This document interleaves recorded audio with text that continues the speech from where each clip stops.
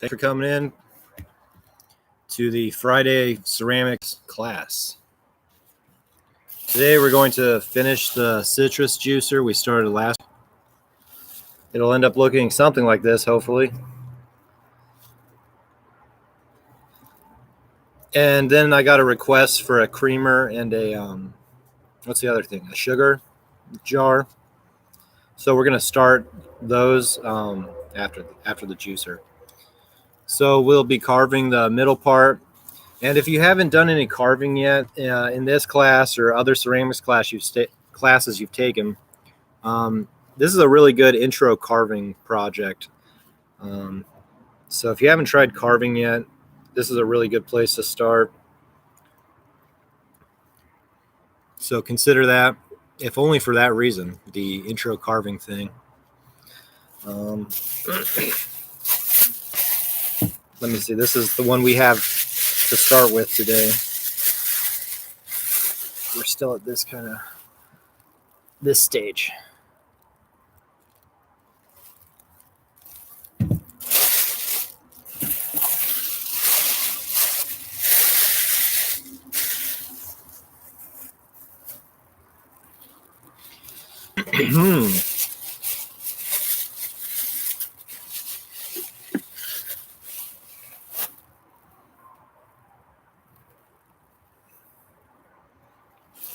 And then these leather hard projects, I had mine in a bag, so it hasn't really dried out too much over the past week. Like I suggested with these, you want to keep them in a bag for at least 2 or 3 days after you're done with the kind of finishing of the interior, because that'll give you a couple days where you can just check on it once a day, make sure there's no cracks developing on the inside. And if there are, you go back over it with the that Frankenstein stitch kind of thing. We're looking good here. A week is kind of extreme, but that just kind of shows you if you keep it in a bag, it'll stay in the leather hard stage for quite a while. So that was our leather hard project last week. Still just slow drying it. At this stage, I probably could let this air dry. It's been slow drying long enough. We can air dry. Check out the textures. Hydrangea leaves. Hydrangeas. This one didn't have a texture. I swear. This one didn't either. I swear.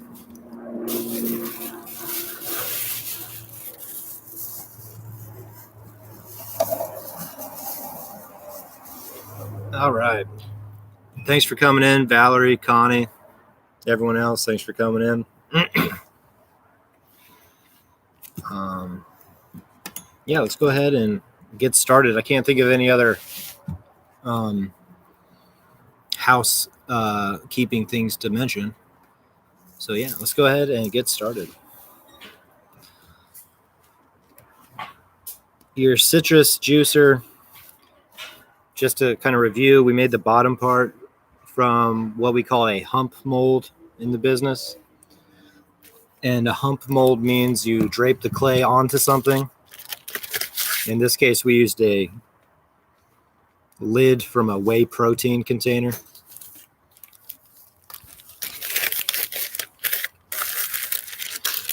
And for the middle, this is a pinch pot. You let those two forms stiffen up a little bit, attach them, and get to this stage. The next thing you can do, and this at this point, there's not really like a fixed, you have to do this next, you have to do this next. It's not really like that. You can kind of tackle some of this stuff in whatever order that you think is best. For me personally, what I would do is cut open this hole down here. Here, I'll show you what I mean on my completed juicer over here. If I can grab it. If I can grab it.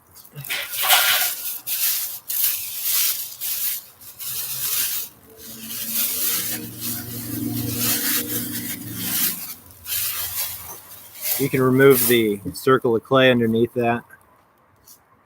And that'll take some weight off, but more than anything, it allows you to get at the interior of that seam where the basin and the reamer meet, and you can kind of smooth that and make sure it's nice and attached.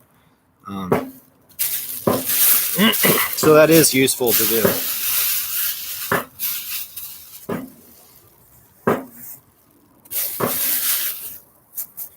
At the very least, you do at least some kind of hole here so that air can escape, at the very least.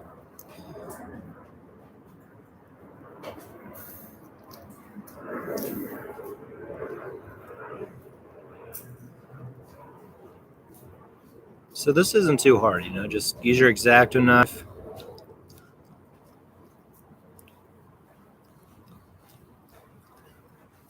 Cut out something like that. And now that I can see where the interior kind of starts there, I can go around and make it all nice. You can make this hole flush with the inside of your wall there. And there's like a leaf in the clay.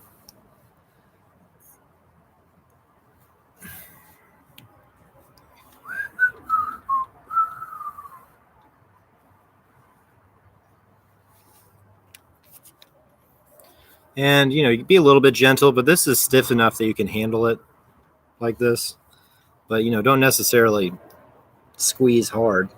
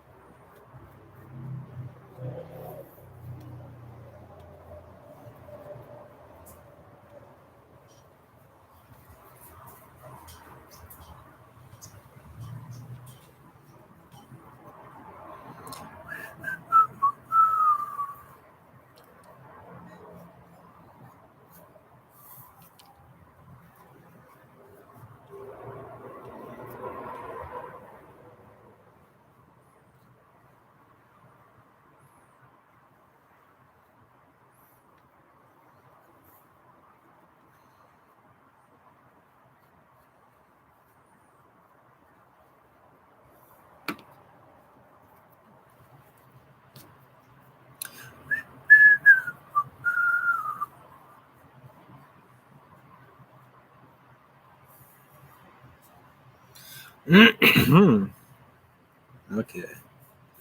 Slowly but surely.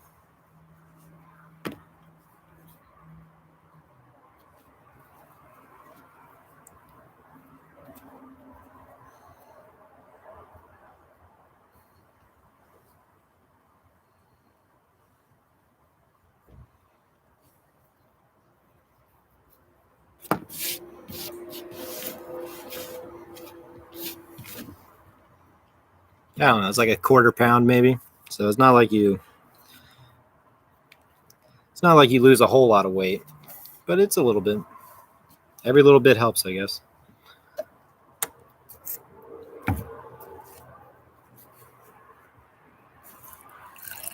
And at this point, now that you can see the seam, if you notice gaps there or like a crack or something, go ahead and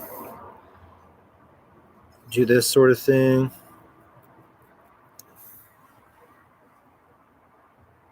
And, you might have to put a little coil in there. It might just be some slip. If it's a really kind of fine hairline crack, a lot of the time slip will be enough. But if it's wider than a hairline, go ahead and consider putting a coil in. This looks pretty good, so I'm just going to smooth it and call it good. If you do a good job of trimming the pinch pot, making that lip flat before you attach it down like this, you should be looking pretty good along the inner seam here. It shouldn't be like too bad. But you might have some gaps there or something. You never know. It's good to open it up and see. Cool.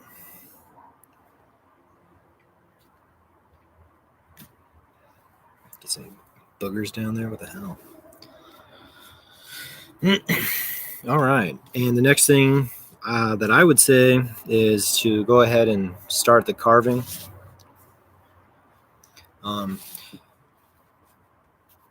You can put the spout on first if you want to, but you know, if you have that spout on and it's really wet and you're trying to do some stuff with your hands right next to it, there's you know, you're definitely tempting fate, I guess is the way to think about that, because eventually you're going to bang into the wet spout and misshaping it and weird stuff like that. So it would probably be advisable to carve the channels first. Before we start that, you want to make sure that this middle kind of thing is pretty much smooth.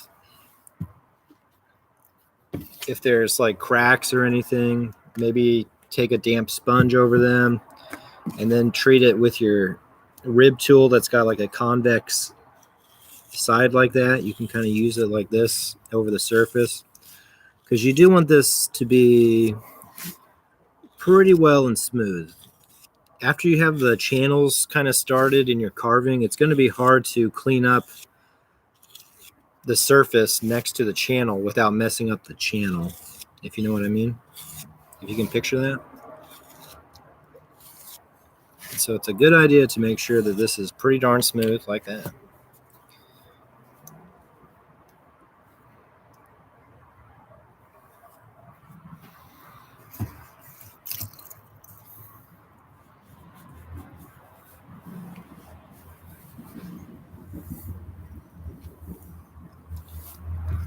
So you can do a little bit of damp sponge stuff at the bottom maybe.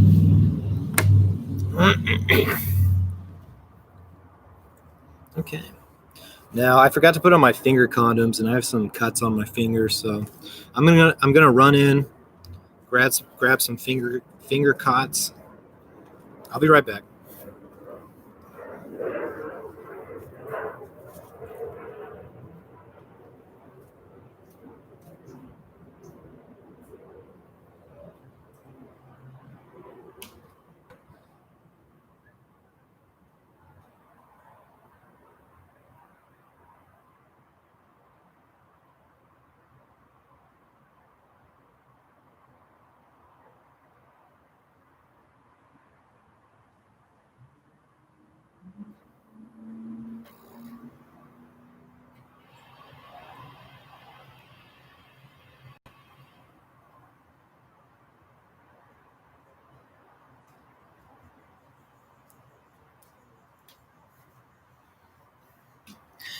I knew I was forgetting something, you know.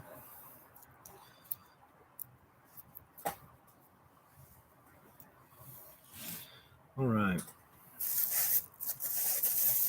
So let me show you the complete one here real quick. I've been doing 6 channels.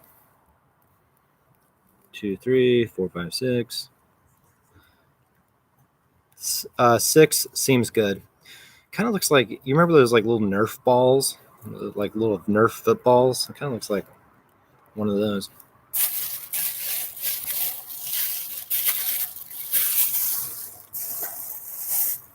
I'll send you a link after class. I think there's a video I've seen where a guy does a different carving kind of pattern, and it's cool looking. So I'll send you a link for that. But the 6 channels, I think, is a pretty good place to start.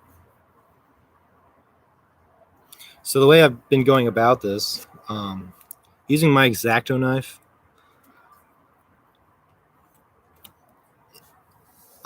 I've just been kind of planning with some light lines, And you could use your needle tool or a pencil or whatever you kind of stylus-y kind of thing you want to use for this.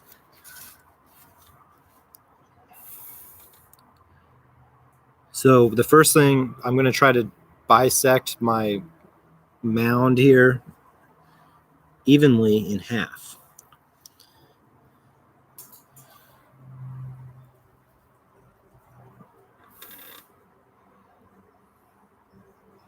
And make the lines nice and light. Don't go too deep in the surface. That way they're easy to clean up if you need to erase them.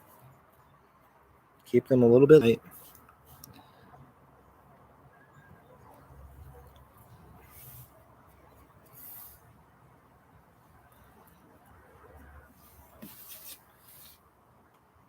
Looks kind of close. And you'll notice I'm not taking that line all the way up over the peak, because you don't really carve the top maybe like 3/4 of an inch or so. All right, so that's good enough. It's not like they have to be perfect by any stretch of the imagination, so just kind of eyeball it. So you have these two hemispheres now, and each of these hemispheres we're going to try to evenly divide into 3 triangles.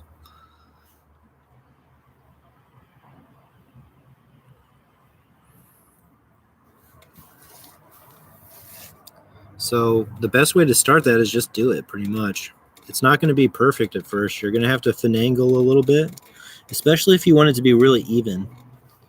But basically, I just do one line like that. And then this other part of the hemisphere here, I can kind of just divide that in 2. And if it looks like they're going to be dramatically sized different, I can kind of adjust from there. So like maybe this needs to be a little bit bigger, this first one I did. And so I can just polish that away real quick with my finger, like it was never there. Scoot it over 1/8 of an inch.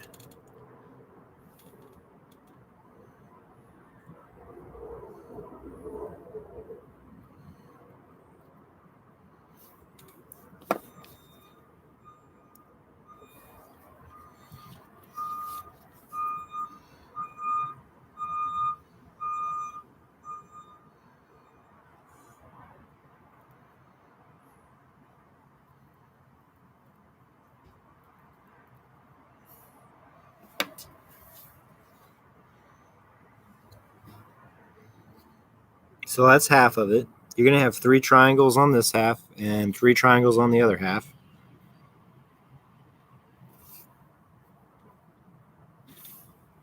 And not too bad.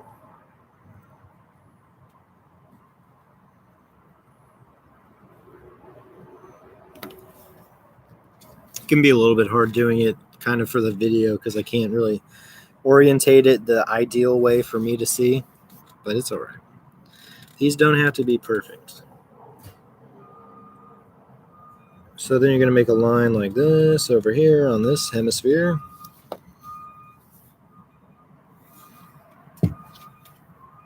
And your remaining section, you're going to split that in half like that.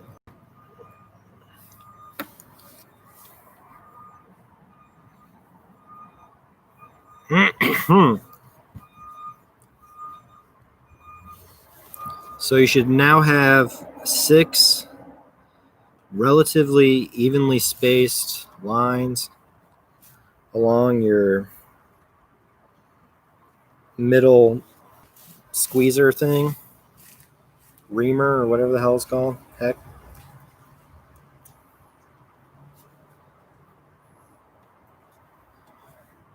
And once again, don't necessarily go all the way to the peak. You can leave that area clean. And this is what you're going to start with. Now, frankly, I've done some research on these, and it seems like some of the handmade ones, they don't just start with this, they also end with this. So I don't really know how much carving you actually have to do, but yeah, you're gonna start with something like this.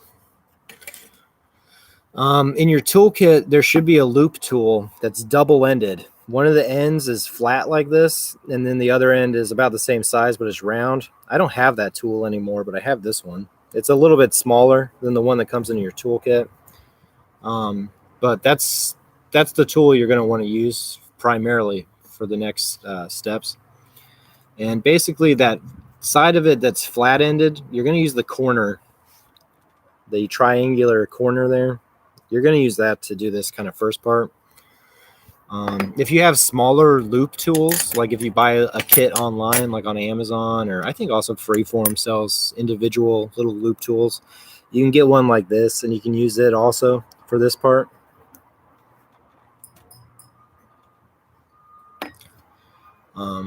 Like I said, this is a really good intro carving project. It's because it's not, you don't have to do very precise kind of things, but it's good. A lot of the times with the carving projects, the hardest thing is trying to come up with an idea, like something to carve. Like that's kind of, that's always the hardest thing, is actually coming up with the idea, right? So the juicer, I mean, it's super chill because it's like, well, you just know you need to make some channels. So you don't have to like come up with some like, incredible, filigree kind of design or anything like that. You can just purely utilitarian. So using the flat end of your loop tool and the corner of it, you're just going to go over those lines, all 6 of them. And you can do it really, really shallow the first pass, especially if this is the first one you've done. You can do it really shallow and just make several passes and kind of slowly work your way deeper and deeper. That's fine. After you've done a couple of these, I think this step probably will start to go a lot faster because you're more confident about how much clay you can remove and what it should look like and stuff. But the first time you do this, go ahead and take your time. Just really slowly kind of work that line. And you'll probably have, I don't know, maybe 1/8 of an inch of depth at first. So get it about like this. At the bottom, make sure you're going down to the bottom of the basin, but not digging down into the basin. So you want to, it's kind of tricky. You don't want to go down into it, but you do want to go all the way down to it. So you'll have something like that. Maybe it could go a little bit closer to the top. Just a touch. Keep in mind, it's easier to remove a little bit more clay. You can always carve a little bit more, but trying to add more clay is going to be a pain. So get it like that and then rotate it and do the line next to that. And basically you're kind of just going to work your way slowly around the piece.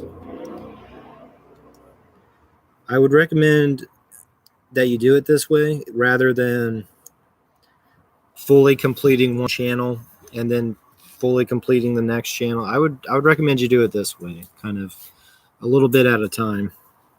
I feel that that'll help you kind of keep them more even with one another, but it's up to you. You'll also notice the way I hold the tool when I'm carving like this. If you ever like had to do photography or anything, and you remember that like one of the big deals with photography was like learning how to like take a breath and then hold yourself still for like just long enough to push your finger down a little bit. And there's kind of like a similar thing going on with carving here. You want to brace your arms and brace the piece so that you're not like trying to hold the piece weird and carve at the same time. Like I'll have my arm braced against the table like this, and then basically with my right hand, I'm just holding the tool. Like the force is actually kind of all with my left finger here, the way I'm kind of supporting the tool and slowly working it up like that. Kind of see how both my hands are together.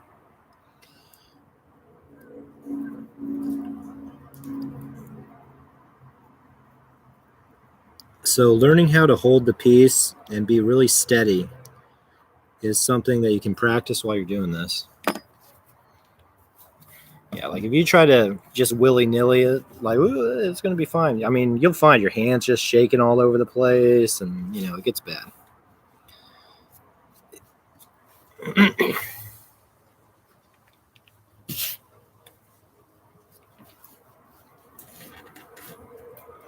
You can hold the piece. Just make sure you kind of brace it against yourself, See what I'm doing there? Kind of, for some people, they'll like to do it like that. But you do want to make sure you're kind of braced all together and not shaking and stuff.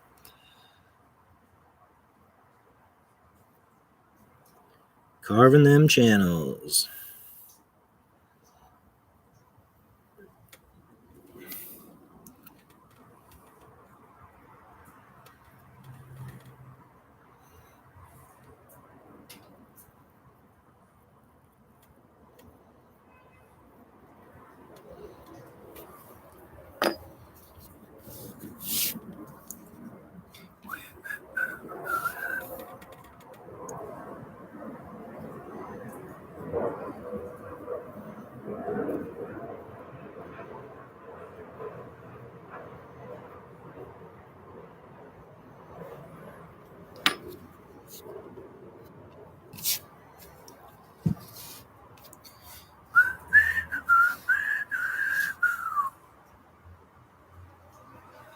As you're working too, you'll notice your loop tool gets clay kind of stuck in it, so you got to kind of knock that out. For this project, you should be fine, but especially once you start doing more ornate carvings, the dullness of these loop tools will kind of start to become a bane of your existence kind of thing. And people who do a lot of carving and trimming and stuff like that, they'll sharpen these to keep them nice and honed. So it's something that, maybe to consider if you're using a really old tool or something, getting a new one. For these kind of wider carvings, though, you should be able to, you don't really need a perfectly sharpened tool for that.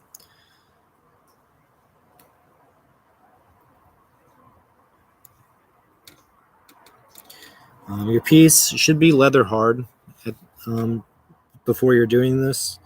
You can do some carving when it's still plastic, but when you're carving the plastic clay, it's just harder to be able to brace your hands because you can't really put any pressure on the piece without deforming it. And a lot of times the softer clay also is a little bit more susceptible to sometimes when you're carving these, like the loop tool will catch and you'll dig into the clay like an extra half inch more than what you want. And I feel like if the clay is soft, it's a little bit more susceptible to that. So you do want the clay to be leather hard for this technique. Not too leather hard. You want it in the kind of like first half of leather hard. Once it starts to get really leather hard, then your loop tools being dull is really gonna it'll maybe start to mess with you.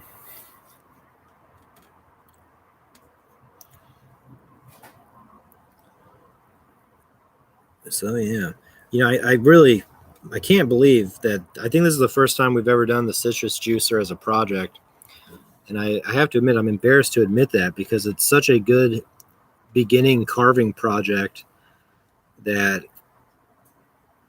I mean, really, I think from now on I'm going to do a citrus juicer in every single class. Because like the way I've done carving before, it's like, well, you got to come up with an idea and then carve it. And basically that first part, you have to come up with an idea thing, is borderline impossible. So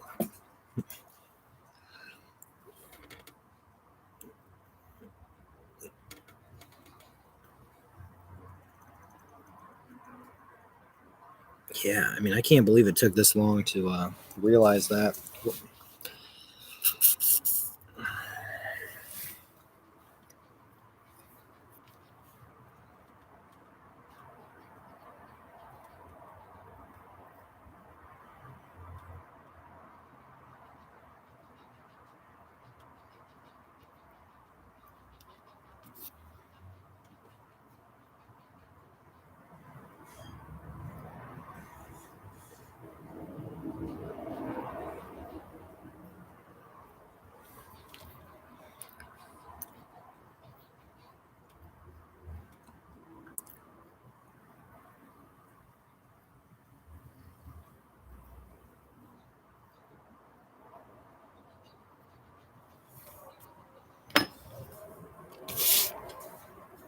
feel like I didn't go as deep on this one. Hold on, let me get one more pass on this one.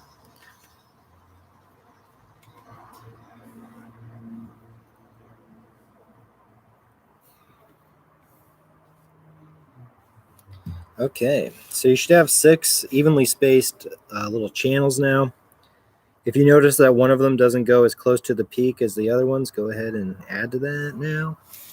So I see that that one needs a little bit more, and this one I think needs a little bit more.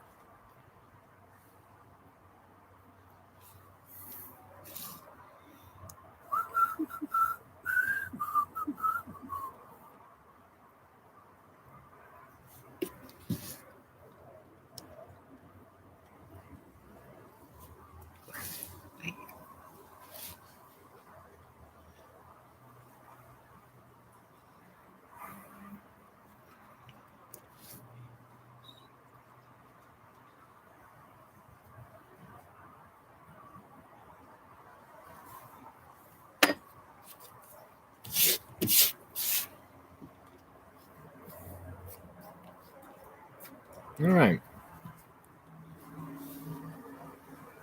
So, they're not perfect. They're not even perfectly evenly spaced and stuff like that, but, close enough. It's going to be fine.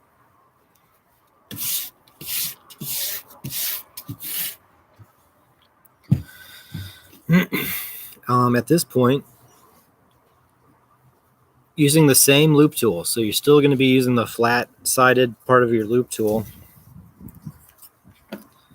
Each channel, what you're going to do is you're going to kind of put the corner of it still in the middle, but you're going to kind of at an angle start to work the sides of the channel. So you'll do that side, and you'll also do the other opposing side. Here, let me hold that with my left hand. Like that. And you're basically just going to try to start working those channels into more of like a V kind of shape. See what I mean? Like that. And yeah, you can just a little bit at a time is fine. As you get better and better at this, I bet you'll be able to do it kind of, maybe in like 2 or 3 passes. The other thing to remember is that you kind of want these channels to be a little bit triangular. So, if you want to do some light planning about surrounding that kind of concept, you can do a little bit of light planning. See that line I just added there? But you don't really have to. Basically, just as you get closer to the top, try not to take as much material away.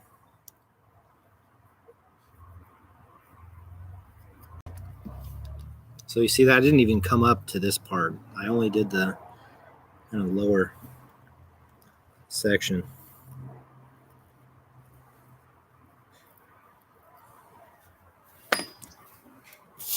And you get a lot of these little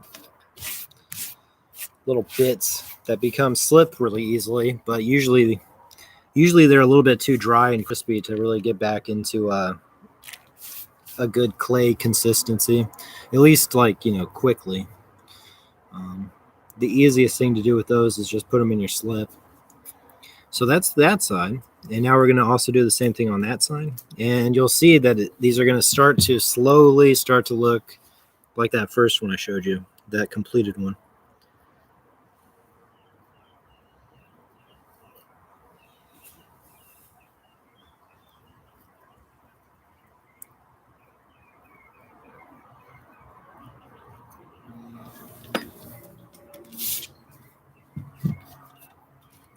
All right, pretty cool, huh?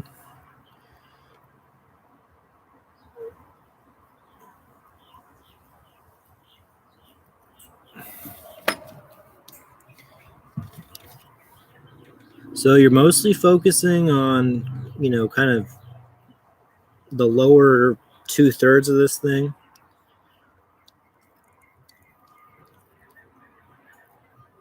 So you kind of keep that little bit triangular torpedo kind of shape going. But do something like that and then rotate it and do the next one.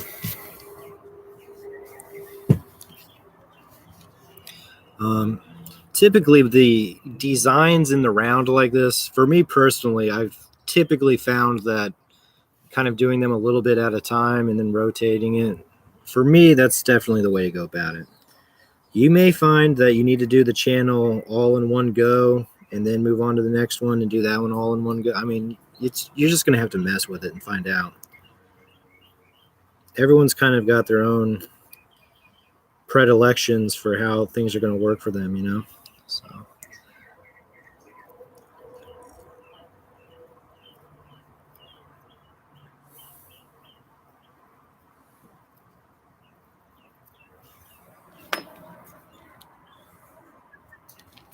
Your pinch pot should be like 3/8 of an inch thick, or half of an inch thick. I think even some of mine were.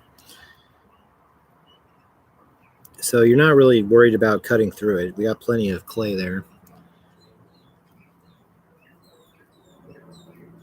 Famous last words. But.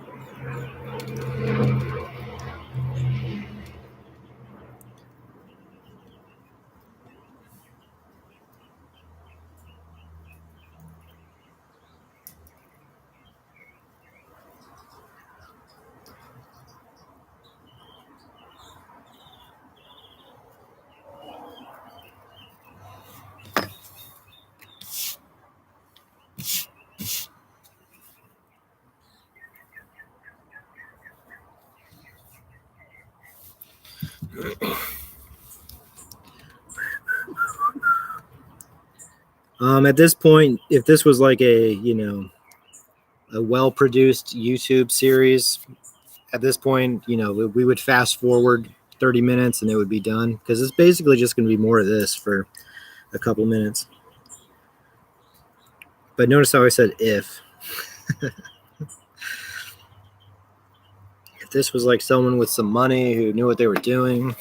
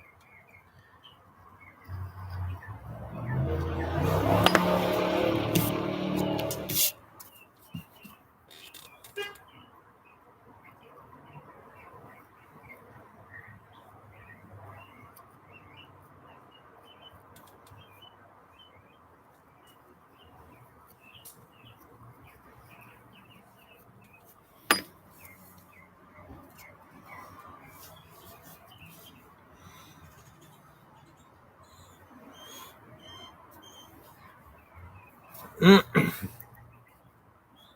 right, so that kind of makes sense, right? It's starting to get there.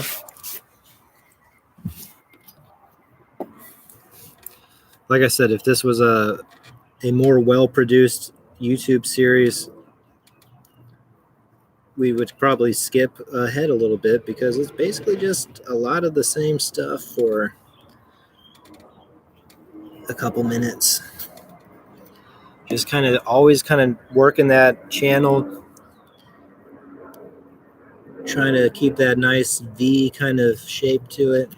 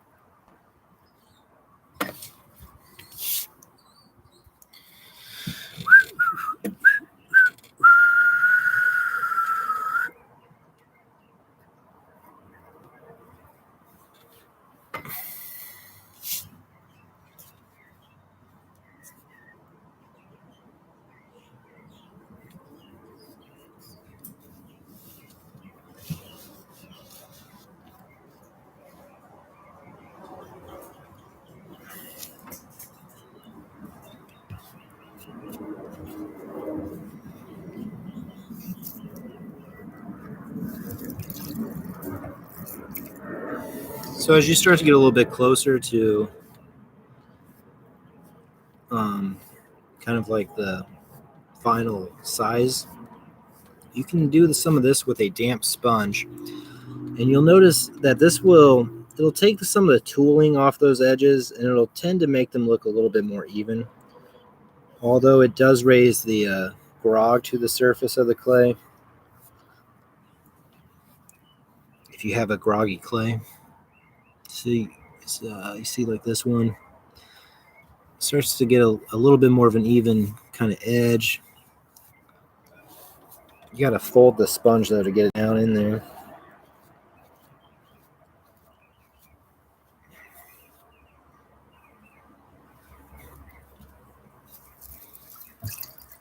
And you might still loop a little bit more after this. This is not necessarily like the final thing you'll do, but it can kind of help to get the tool marks off just to kind of see where you're at.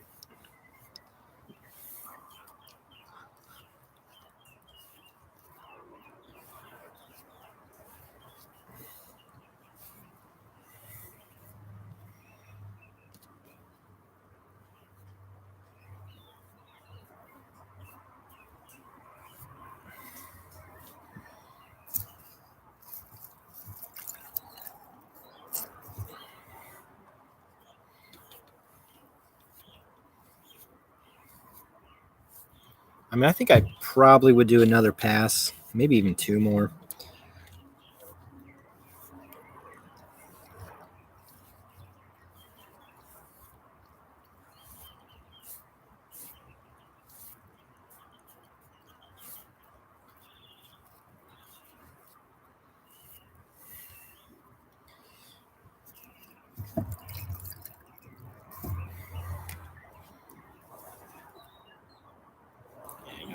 I got plenty of clay there, so it's not like I'm in danger of cutting through the wall or anything like that.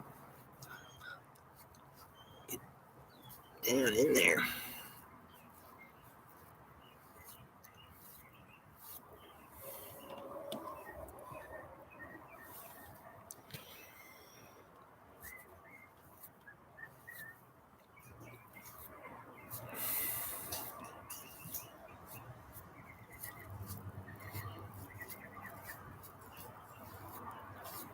Don't accidentally scrub on the peak, because you want that to stay, fairly nice and pointy or whatever.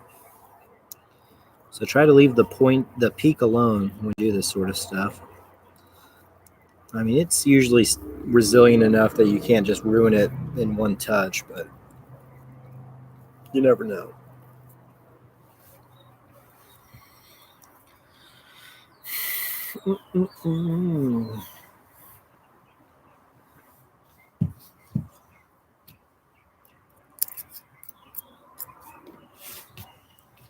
Okay, maybe one more pass, and then we'll move on.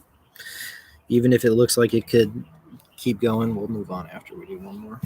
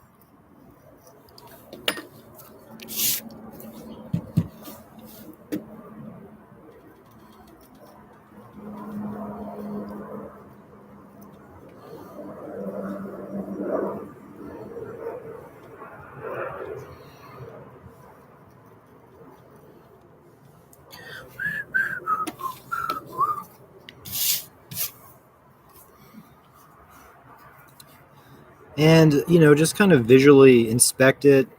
If you see like weird undulations and stuff like that, you can work on those areas a little bit. But basically, this is the kind of like final result that you're going to be looking at.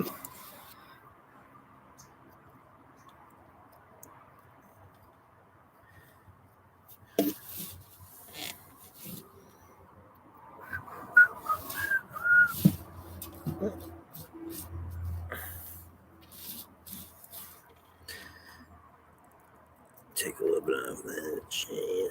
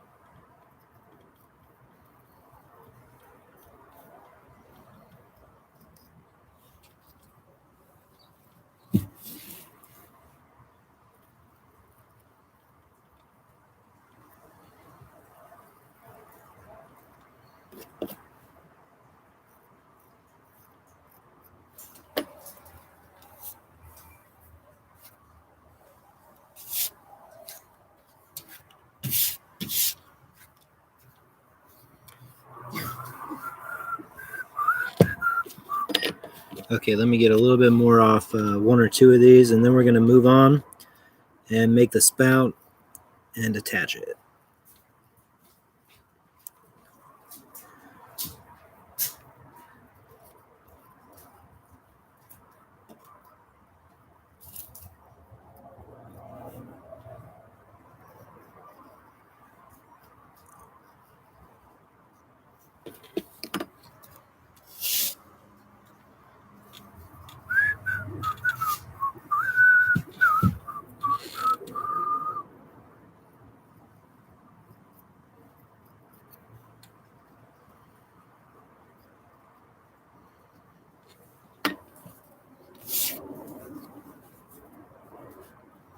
All right.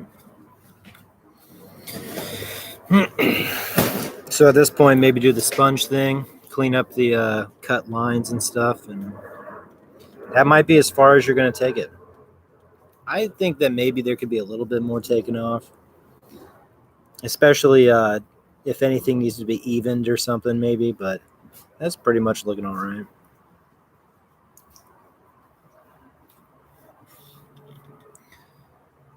If you notice like the tops aren't even, you can take a little bit more, make the tops sure they're kind of evenly ending at an even point up at the top. Also down at the bottom where they meet that basin. And you could maybe use your more rounded loop tool to take a little bit more from there if you need to. So like right there, for instance, if I need to take a little bit out like that.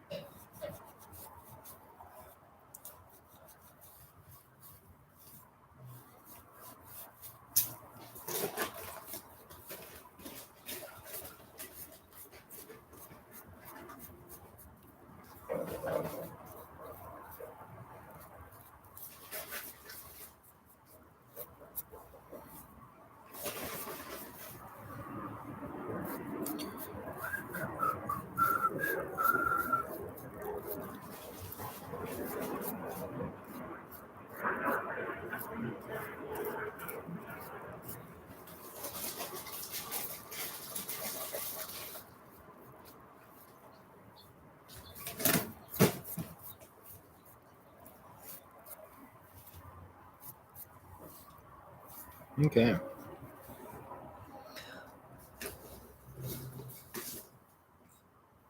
Intro carving, right? Pretty good.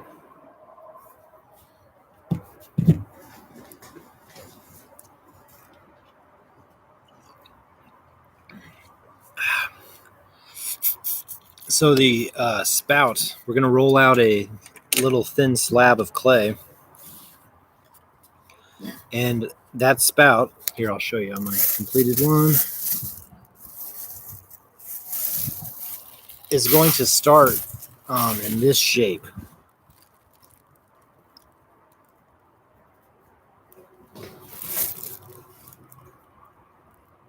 And basically what you do is you kind of bend it a little bit and form it.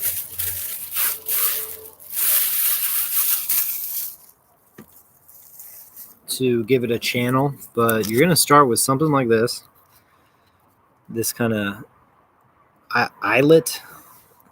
Is that how you would describe that? Looks like an eyeball, kind of. Like on some Ottoman Empire kind of mosaic or something. This shape, whenever you need a symmetrical shape like that for a template, fold the paper and you do half the shape, cut it out.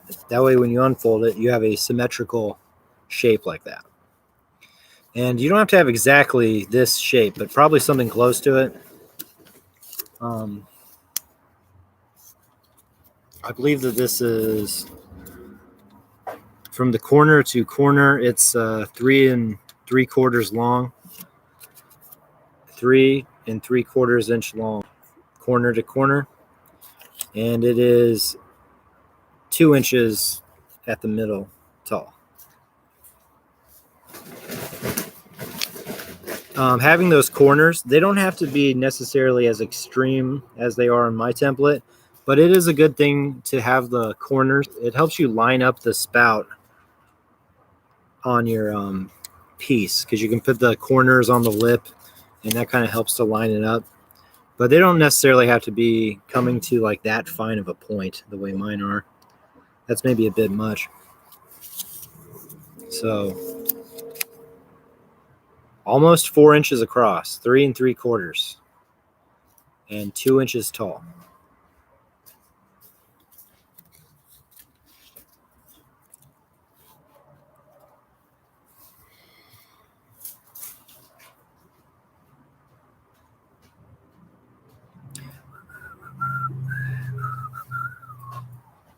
And you know, if you have like a spot on your basin where maybe you dropped a tool or you banged into it with your finger and you have like a weird ugly mark there or something, you could use this as an opportunity to cut that out, because the spout, you can put that in that area and we'll cut that clay out.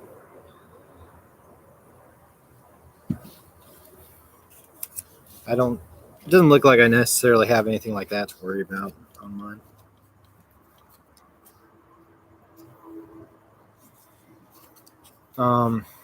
So I think in the past I've said that you always want to use paper thicker than notebook paper for these templates, and that's still true.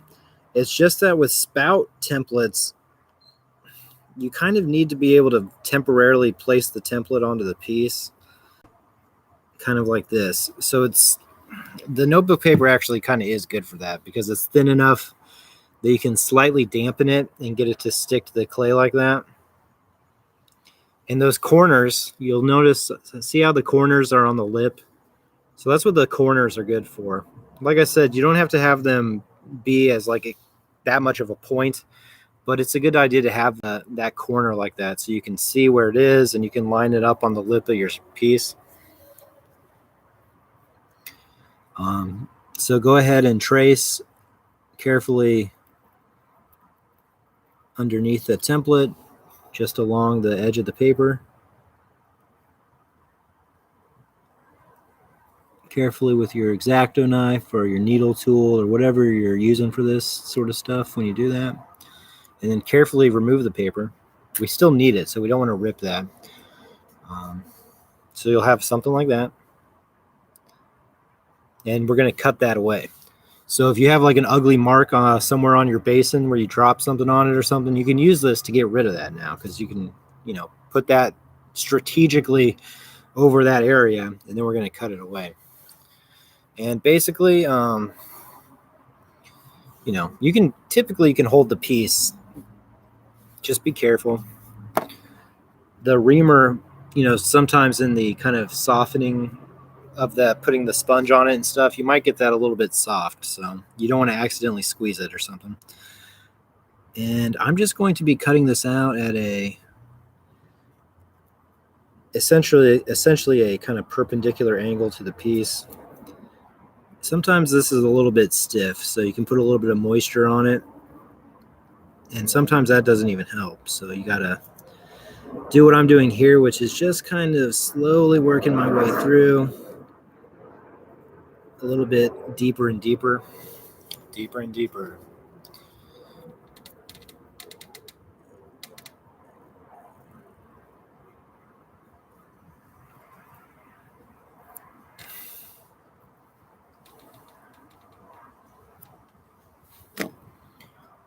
Get a little bit of moisture on that, see if that helps.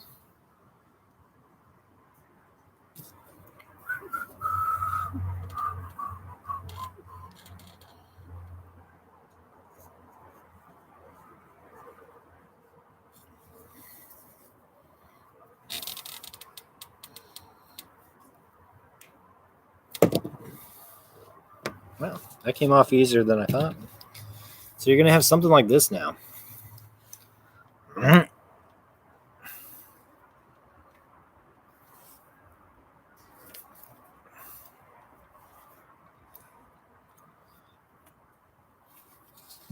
going to grab some more coffee. I'll be right back, okay?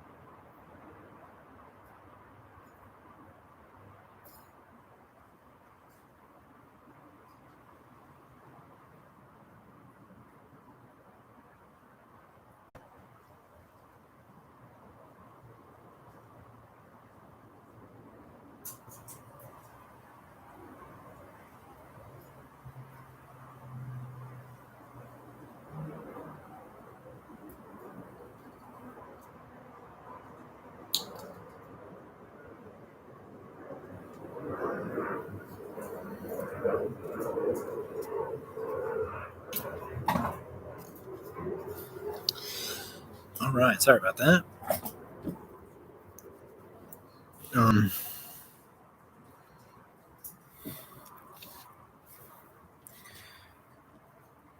We can set this aside for now. Let's go ahead and roll out our spout. I don't think that'll stiffen too much while we do that. So I got all these little bits of clay on my canvas, so I got to dump these out real quick before I get to rolling.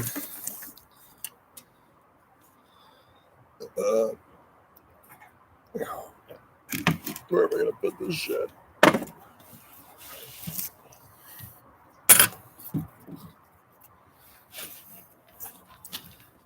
I have a bucket of reclaim kind of clay that I keep, so I'm going to go dump this in that real quick.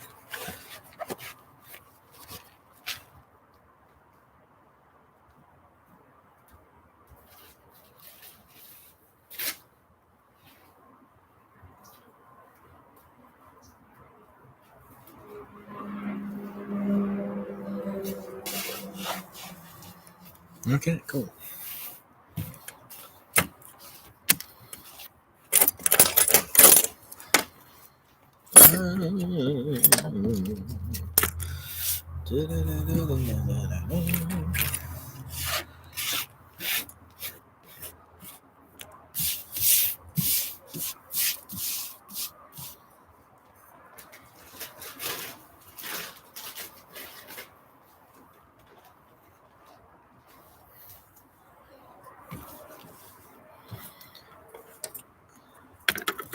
Okay, it's not going to take much clay, as I'm sure you can imagine.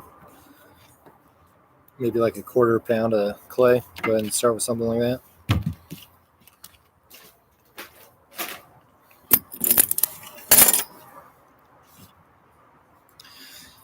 It doesn't take a whole lot of clay, but you do want this clay to be either fresh or nice and wet. So if your clay has been stiffening up, if you've had the bag open, stuff like that,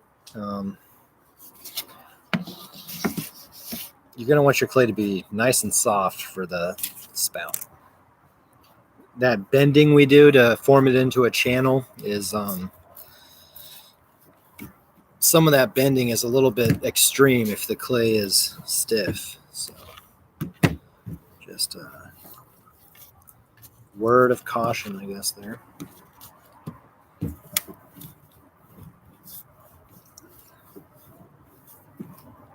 And a quarter of an inch thickness, or a little bit slightly thinner is all right. But if you go too thin, it's not going to look. It'll look kind of weird because the rest of your lip will be thicker than the spout. So you do, for the most part, you want to stay at the same thickness as the rest of the piece.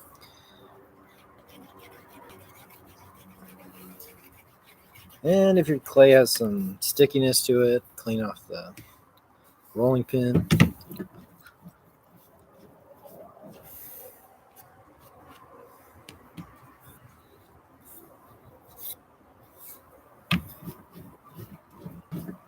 Okay.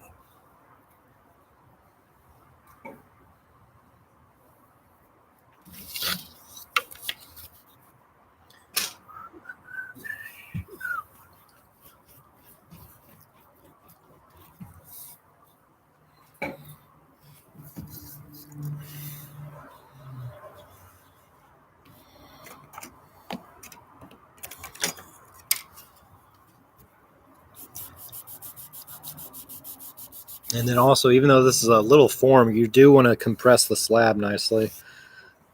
This will give you an opportunity to work a little bit of moisture into that surface too, which in my case is definitely going to be useful because my clay is kind of stiff.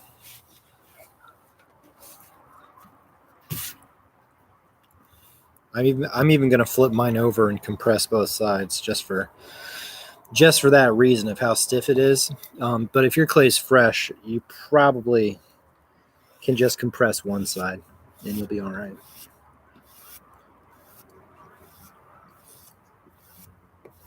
Yeah, work that moisture in there.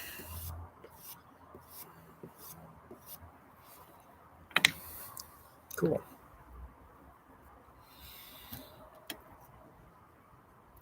Okay, so your eyelet, Emperor Justinian's eyeball. If you look up like the mosaic of Justinian and what was his wife's name, Alexandria or something like that. His wife / sister. I think that their eyes look exactly like this shape. It's like a very early Ottoman looking thing.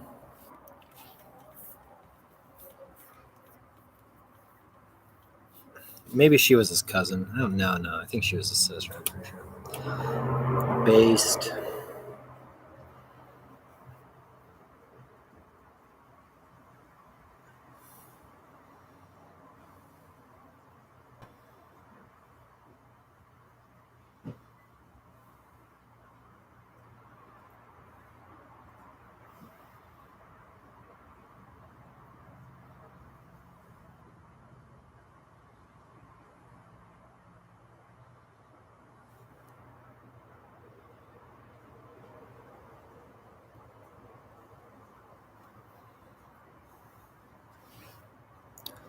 So carefully trace around this.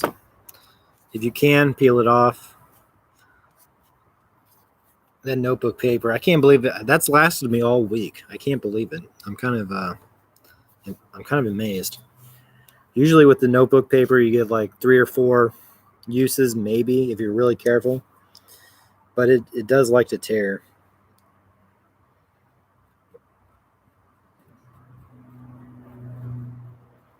All right, cut out this shape carefully. Try to hold the knife tool straight up and down. Follow the lines. You know the deal.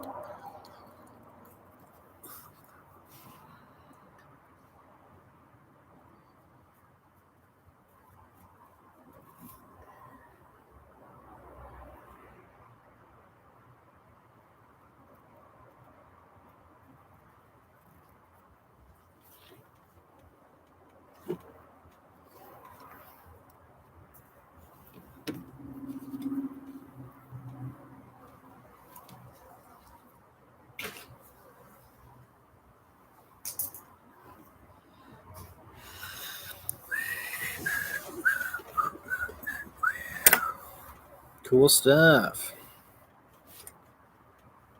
Carefully pick that up. Very carefully.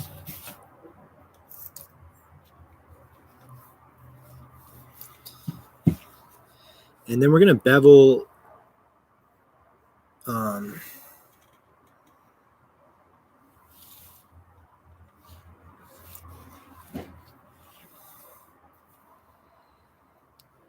we're going to bevel a little bit of this exterior edge here, and then the interior edge of the spout. Not really sure if this is required, but I have been doing it, and it seems to be okay.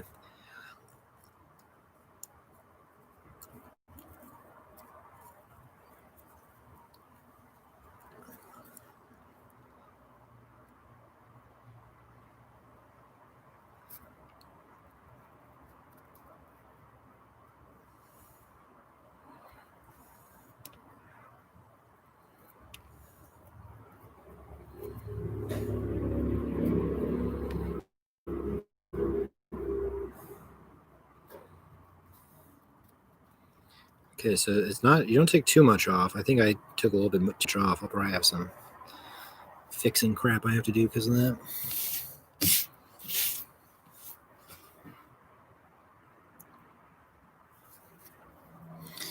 And you're going to score this edge really thoroughly now.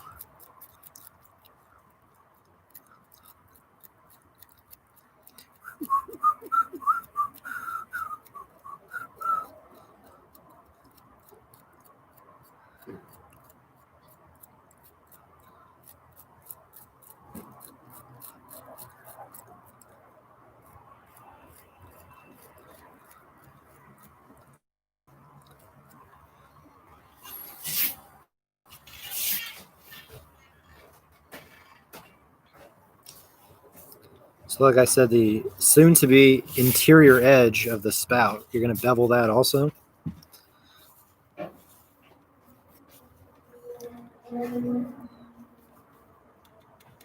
Just that bottom area.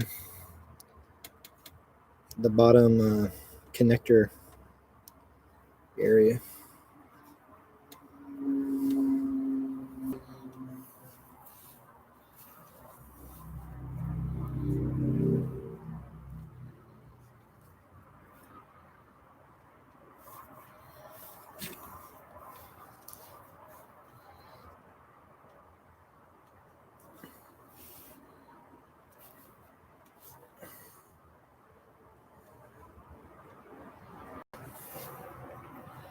I don't know why this side has been difficult to do.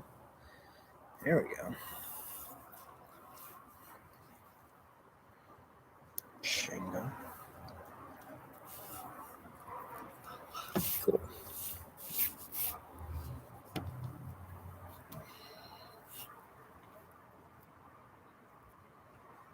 Bevel this now also, and we're gonna connect them after that.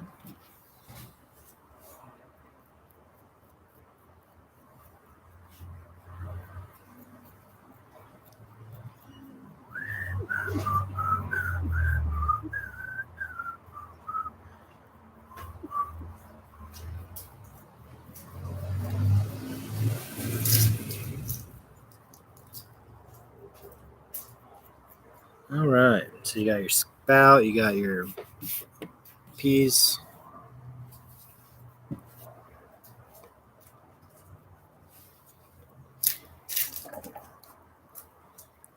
And then go ahead and put a generous amount of slip on this spout.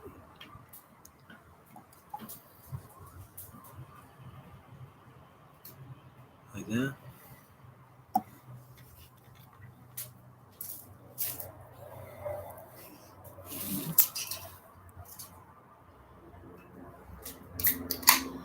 And then don't press it in too much until you have it nice and up. So you can kind of, set it, but don't be pressing it in until you got it more lined up precisely. Get your mustache hair off it.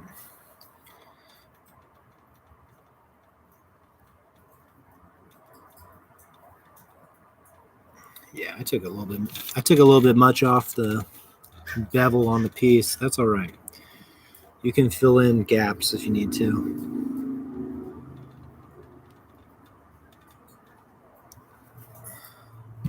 Oh.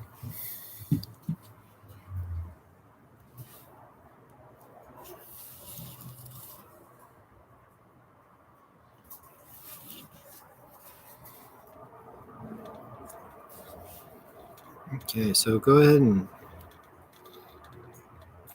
just kind of carefully press that seam together.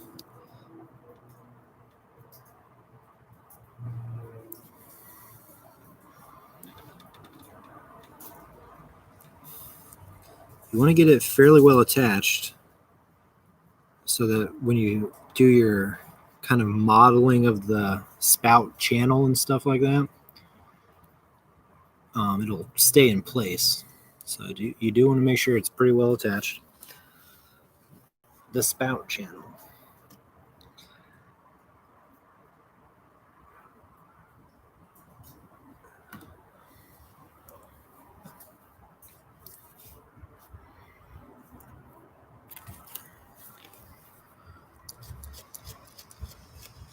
Do a little bit of ribbing on the surface there if you want to.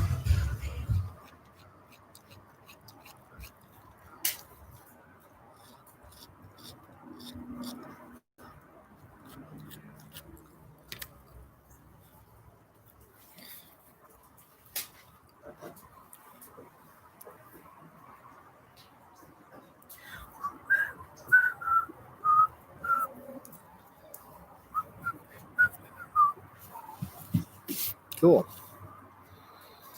At this point, it's going to look kind of goofy. It'll look like a weird, I don't know, like poker hat or whatever those are called. I don't know what those are called. Visor.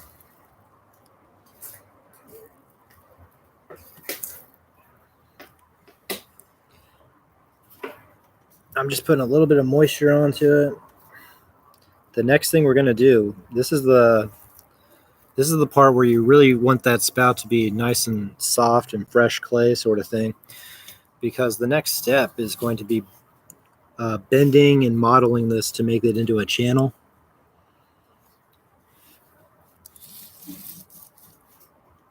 So you're going to find, the middle point, and you got to support this so that you don't, I'm just trying to figure out how to hold this for the camera.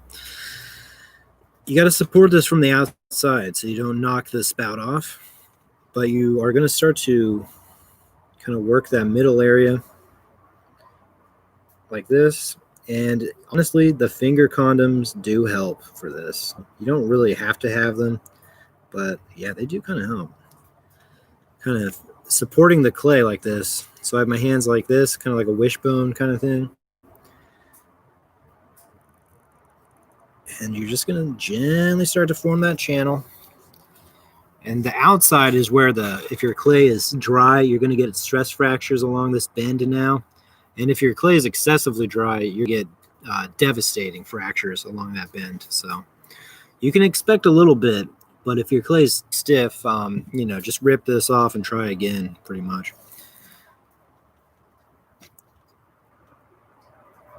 And so you can bend a little bit, then go ahead and put a little bit of moisture on the clay, maybe even slip. Slip is moisture and clay, so.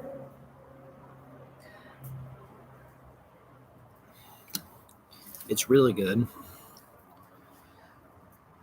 And then, yeah, just kind of try to form that channel as much as you want.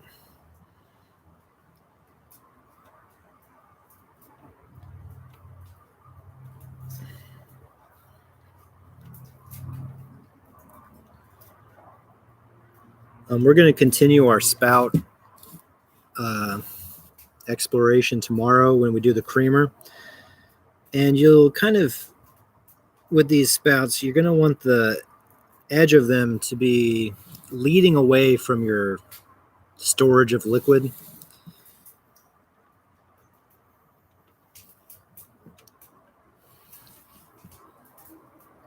So you really want to make sure you're trying to work that channel so it's kind of horizontal, so it's really leading away from it.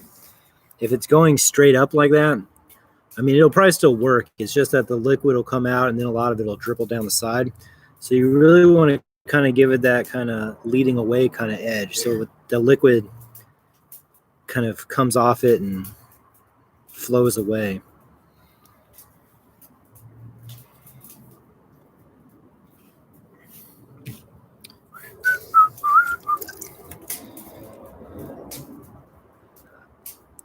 So doing that will kind of stress the lip out a little. So I like to come back over it with a damp sponge and kind of compress that lip a little bit, just to make sure that it's not getting too thin and crispy.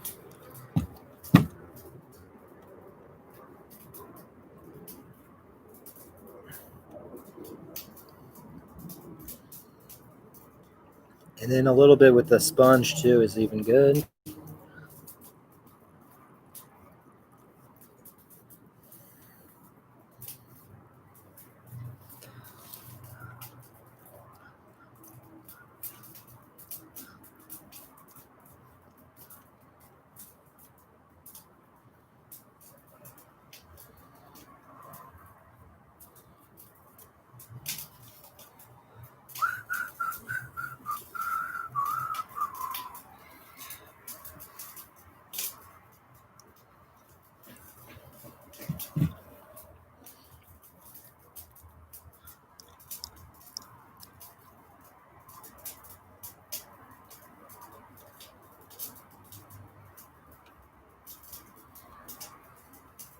So yeah, especially if it's your first attempt at a spout, sometimes it takes one or two attempts.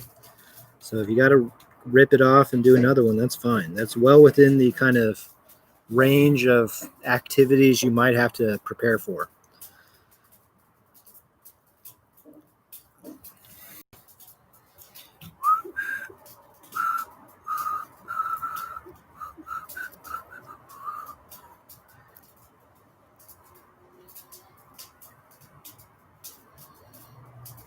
Okay.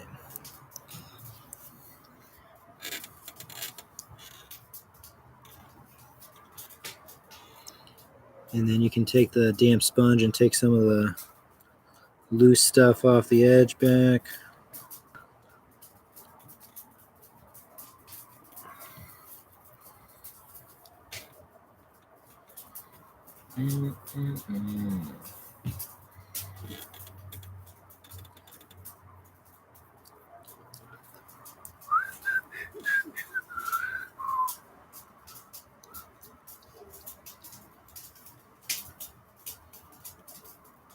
Cool. So at this point, the thing to do is let the spout stiffen for a little bit, maybe like half an hour. Probably won't take long. And then the seam where the spout meets the piece, we're going to put a little coil in there, make sure it's all reinforced and nice. And then also, if you want, you can put a bar across the spout. And theoretically, that should help block seeds.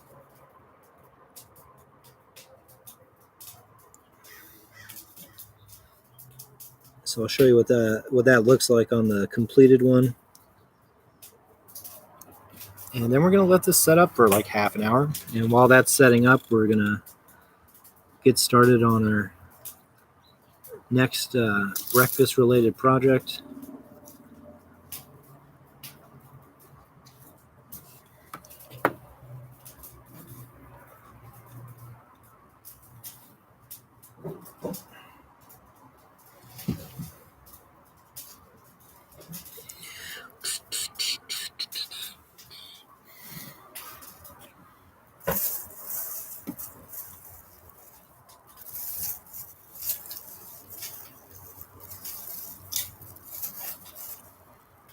the Grand Slam breakfast combo ceramics. Did he say Glam Slam like that Prince song? No. No, I did not.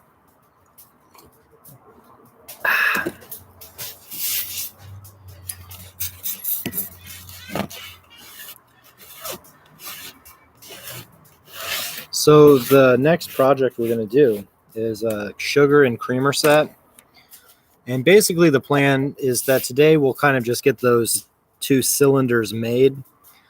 And then next week we'll complete them. We'll make a lid, and I'm going to do some what's called sgraffito on those 2 things also. So that'll be part of the demo next week. Sgraffito is basically another carving technique, but also it uses some color, so it'll be fun. I think the thing to do is roll out a slab now. And from that slab, we will cut out some shapes and we'll make some cylinders. So I'm going to get a slab of clay ready.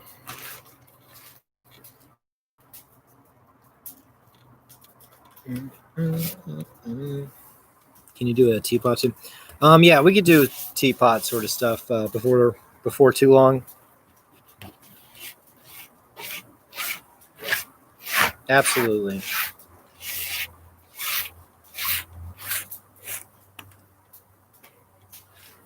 Yeah, we've done the teapot spout in previous classes.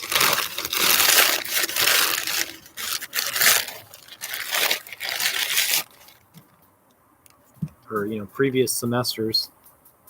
I guess I should say it like that.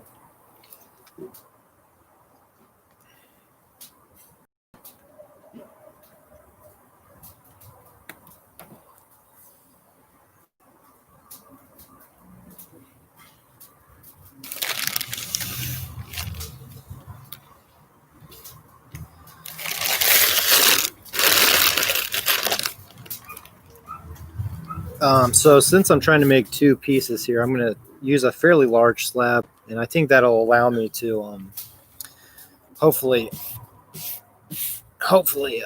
get both my things onto this piece.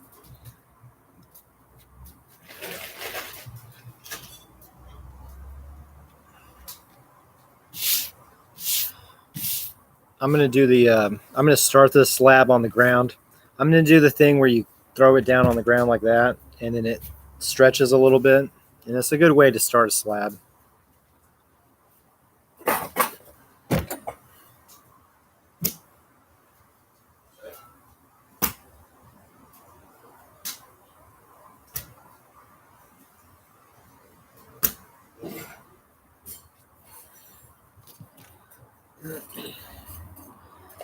So you see I kind of get it stretched out like that. It just kind of takes a little bit of the starting process off the docket.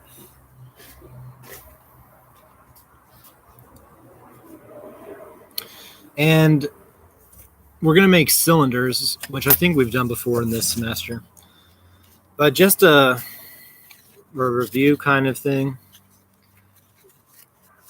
When you make the cylinders from slabs, you're going to cut out a rectangle of clay.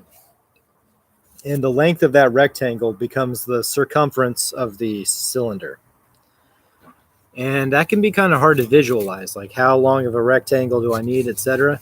So if you have a ribbon of paper like this, you can bend it around and form it, and you can kind of get an idea for about how long you need to make your rectangle. So if we're looking at something like this, we can then measure how long that is. It's like 9 inches, 9 and some change maybe.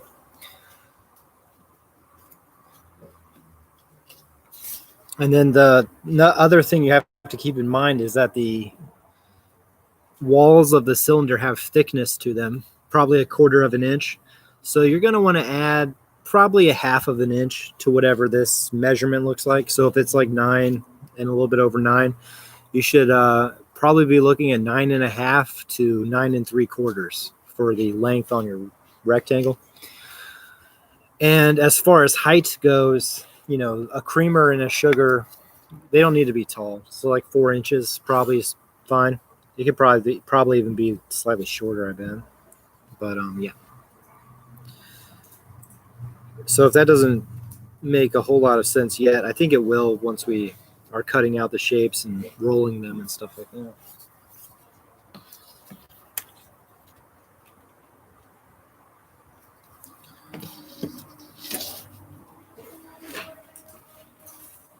So 9.5 inches. I need 2 rectangles that are 9.5 inches long and then 4 inches tall. So hopefully I can get both of those onto this one slab. I think I will. This should be good. This should be a good amount of clay.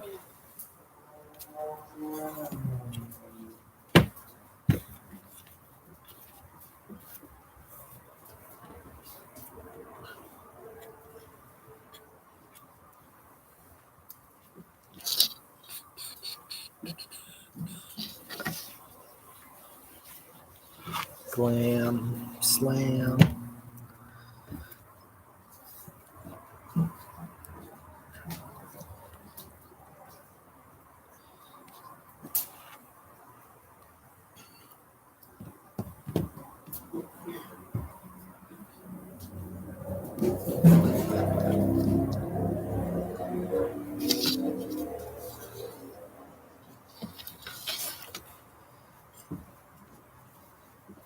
Trying to get this a little bit wider.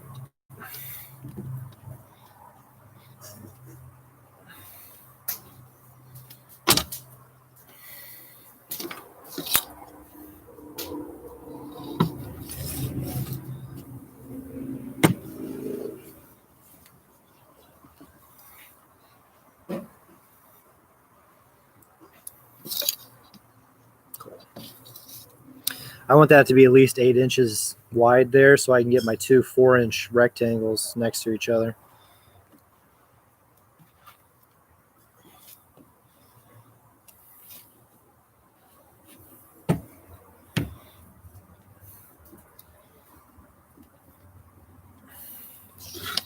I'm sure it's 8 inches in that middle area. Just barely.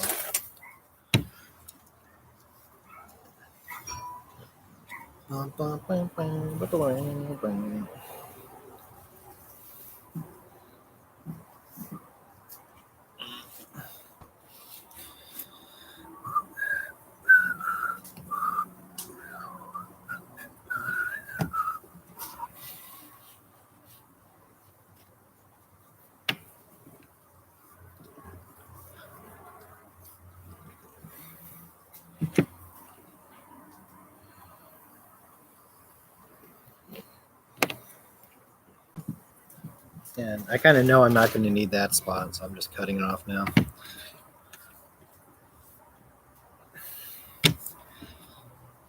And, you know, these large slabs especially, it's important that you work from the middle outwards because that middle area always has a tendency to kind of bump up, kind of like a speed bump or something.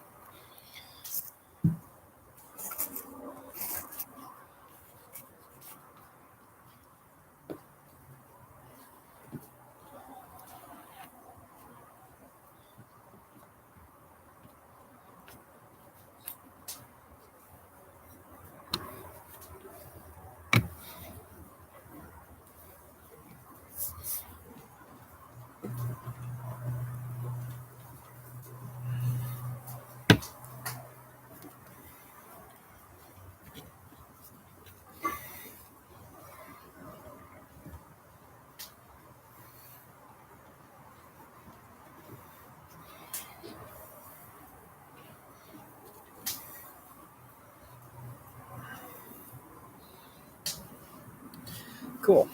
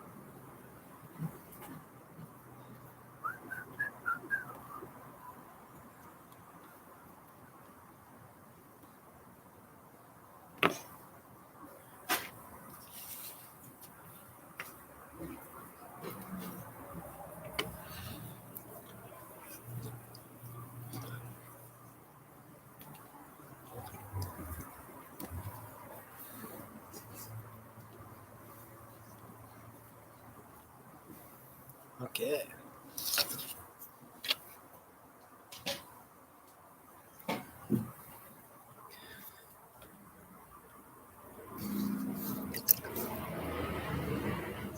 I'm going to compress the slab too,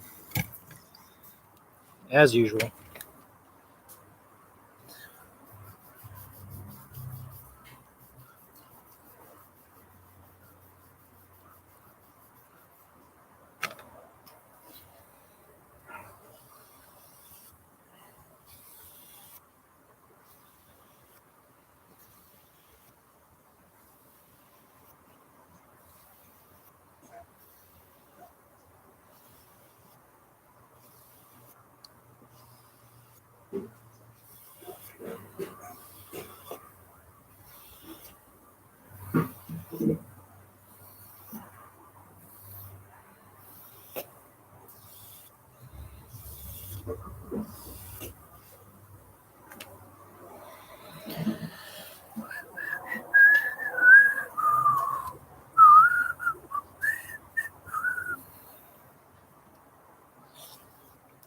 Okay, so you can use a paper template for making these rectangles.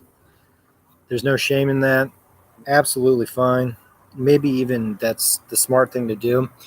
I would say rectangles they're probably like the one shape that you can kind of make on the slab without a paper template. Anything more complicated than a rectangle is pretty much a no-no. But we can use you can use the slab for this. Basically, we're gonna make a long line like this first, and make sure you have this line situated so that there's going to be enough room for your slab. This line needs to be at least 9.5 inches long. Recall. I'm going to make a mark here at 0. My 0 is 2, but that's all right.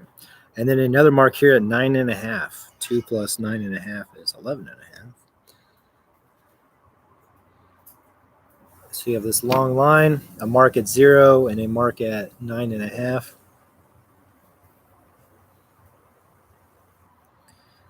And our rectangles are going to be 4 inches tall to correspond to our cylinder height of 4 inches.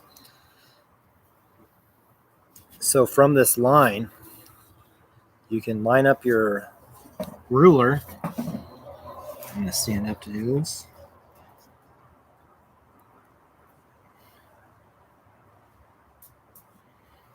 And then you can make a line at 4 inches.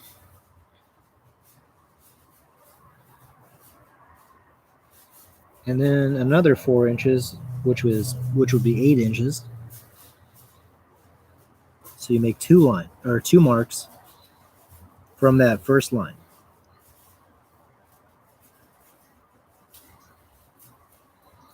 And then you can do that over here too. So 4 inches, make a mark. Another 4 inches, make a mark.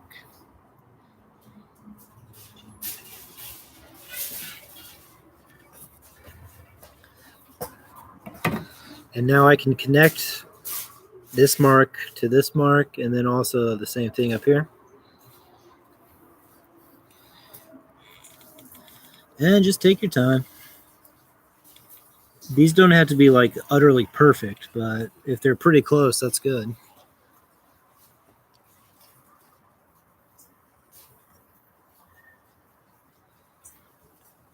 You should have 3 parallel lines after you've done this now.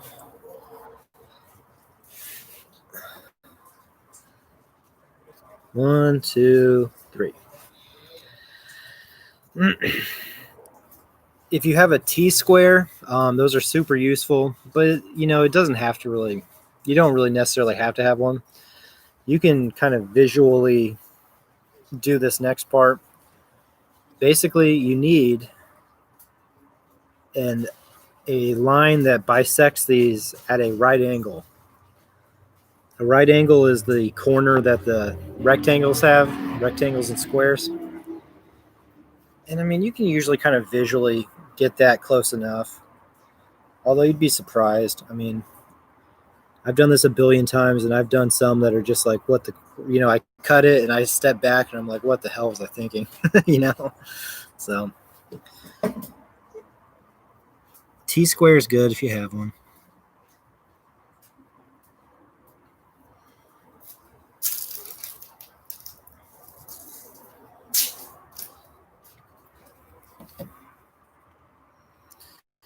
And then over here at that very first mark you made, you can do another one. Or if you really want to just make sure that you're going to be, don't know what the word is, but kosher. You can measure another kind of 9.5 inches there and make a mark. And that way, theoretically, if you connect these lines, you should be kind of at a right angle. Although you'd be surprised.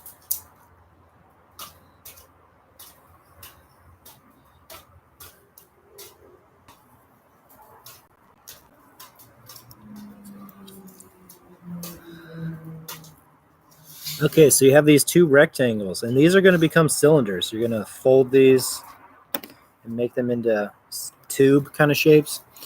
And if you have a decent sized slab, a lot of the times you can also get the base for the tube on there too. So I'm going to save this area because I think I can get at least one base on there, if not both of them.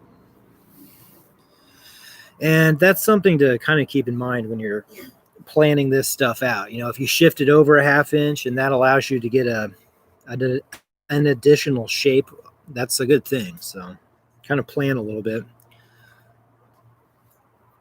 All right, so now we're just going to follow all these lines, cut them out. We're going to have a couple rectangles, and we should be happy.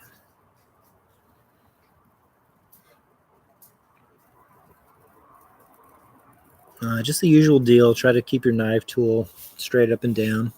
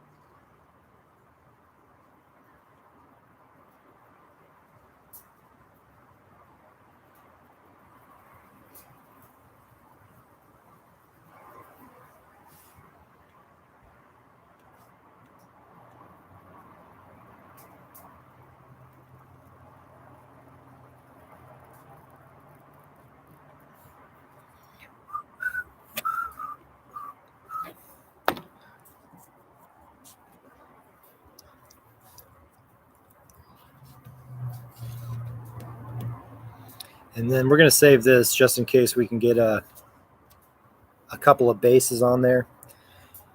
Maybe it's going to be close. I think we can get at least one on there. So 2 rectangles. And just some review from the Leather Hard project. Whenever you cut out these shapes, if you can kind of butt them up against one another, that's super good. So do that. It's double plus good even. I would go so far as to say that it's double plus good. So try to do that. The short side of each rectangle, you're going to bevel. Don't do both sides yet. Just do one of the short sides. The angle is not too particular on this bevel. Like 45 degrees is fine. But it's not like the leather hard project where it needs to be pretty exact. It's not like that at all.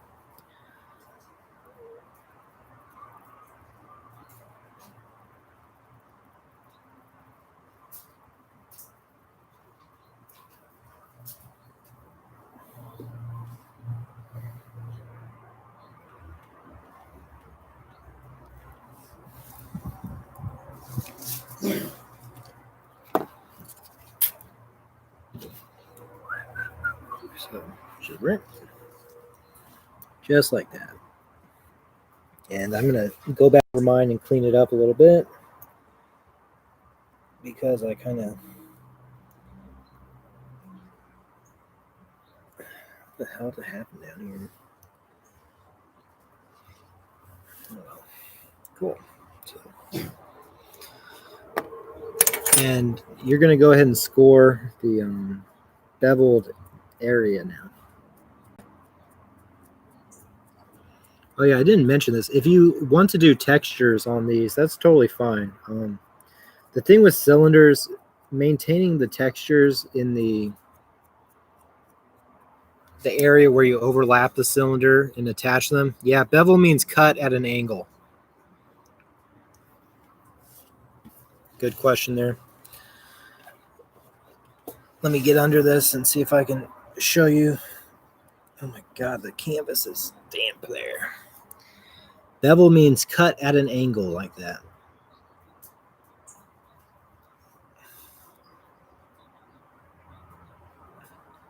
So now you're going to flip over the slab carefully. Try not to stretch it out. If it gets really stuck to your canvas, like mine was pretty stuck there, it's hard to pick it up without stretching it. You can kind of try to true it back up by using your straight edge like that and kind of pressing on the walls. And you can kind of true it up a little bit that way.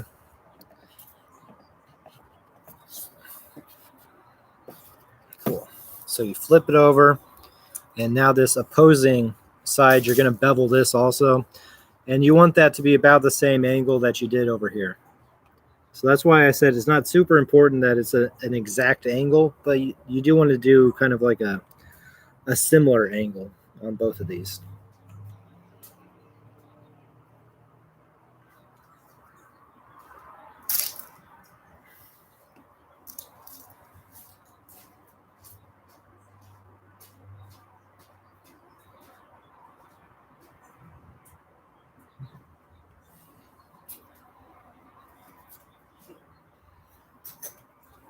And then you bevel like so.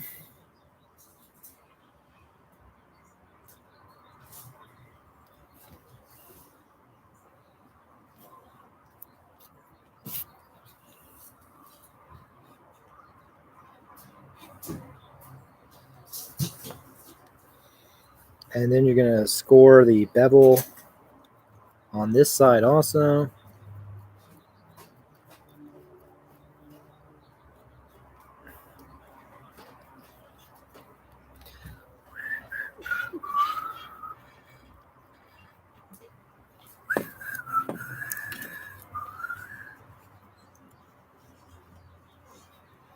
Okay.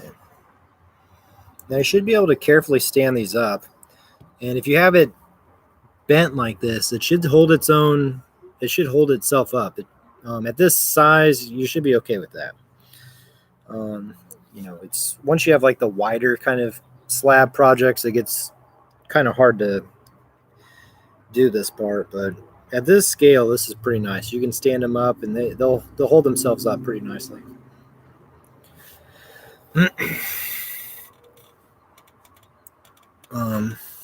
So go ahead and curl that in a bit. And speaking of scale, at this scale, these, you want this slab to be kind of soft. If it's stiffening up, it's small enough that the clay might very well crack as you try to bend it around. So kind of keep that stuff in mind. I want to make sure I get this like second one going before it stiffens too much, for instance.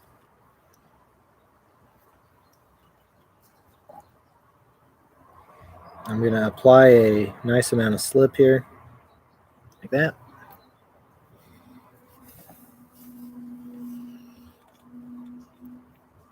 And then I'm going to bring my beveled edges together. So you kind of see what happens there.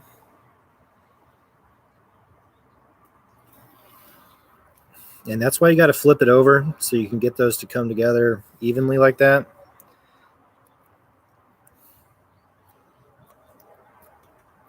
And now you're just going to gently kind of press those together. Take your time. At this stage, you're not going to get it looking perfectly seamless yet, but you are wanting to get it stuck together pretty well. Kind of like the spout situation where you're not going to get it perfectly seamless at first, but you do want to make sure it's stuck together. And you'll also notice I have it kind of in an oval 2H freeze. Is the stream messing up, Dominic? Let me know if is the stream messing up there. 2H freeze. Oh, really? Shit.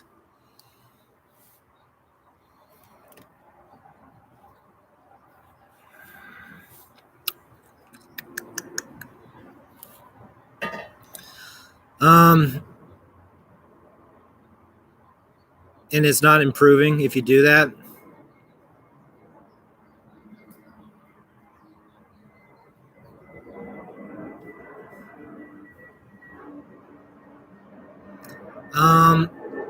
I can try to start another live stream. Okay. Let me know, because I can start another live stream. And I think if it's public,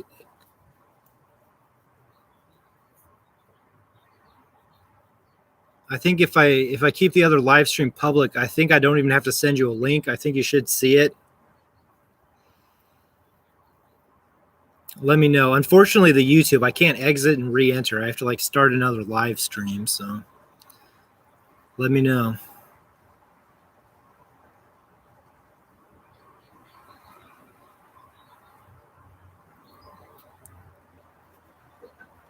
They could be doing something in my neighborhood or something. I checked my upload and download situation before class, and it was looking really good. So sorry about that, guys. I'm going to keep going, and if it seems like I need to start a new stream, let me know in the chat, okay?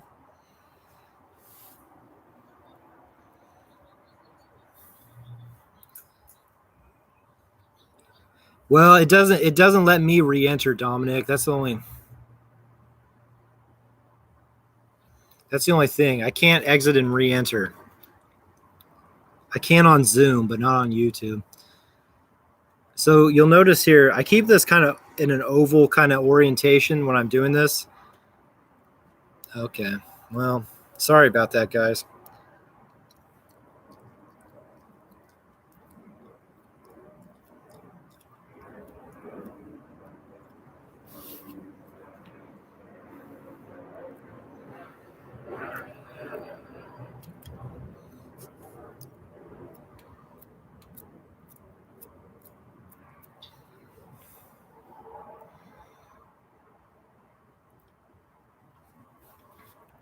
And having it as an oval kind of helps. It makes it a little bit easier to bring that together. So I would say that, don't be afraid to have it a little bit ovular, elliptical, if you will, at first.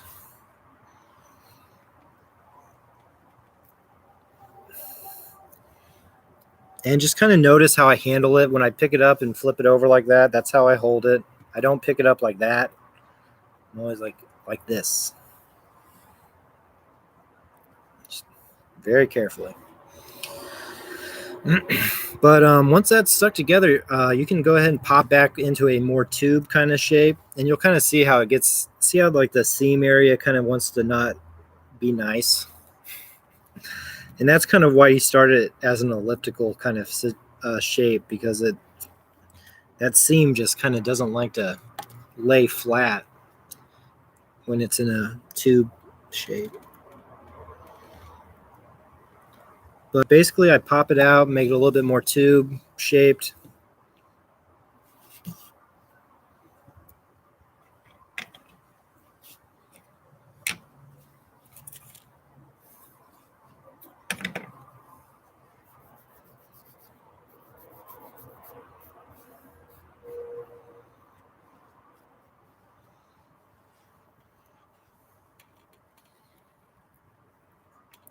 And then using the convex rib, just kind of lightly going over that seam. It's not going to be perfect and seamless looking yet, but you can do kind of like 80-90% of the work. Now when you do that, you'll get a little bit of a kind of raised tag, and I would suggest that you trim that off like that.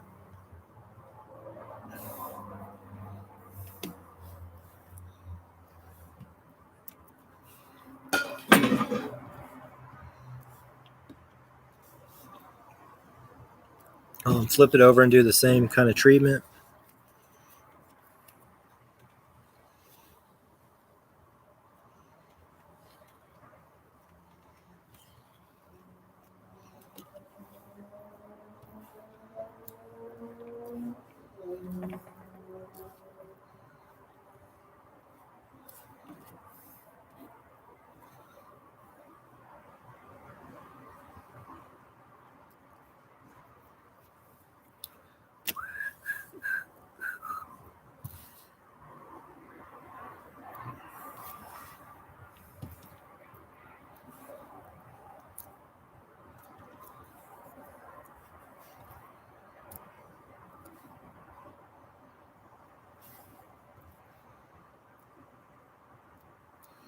Okay.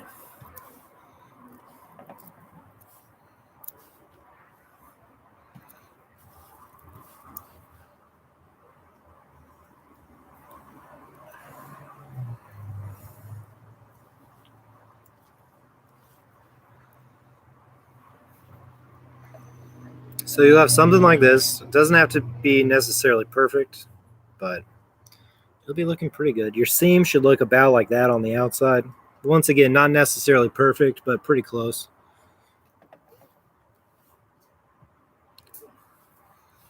And you can set this aside now while we do the second cylinder.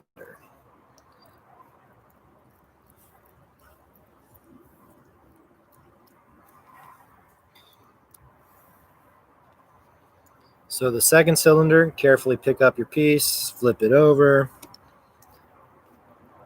bevel the short side over here.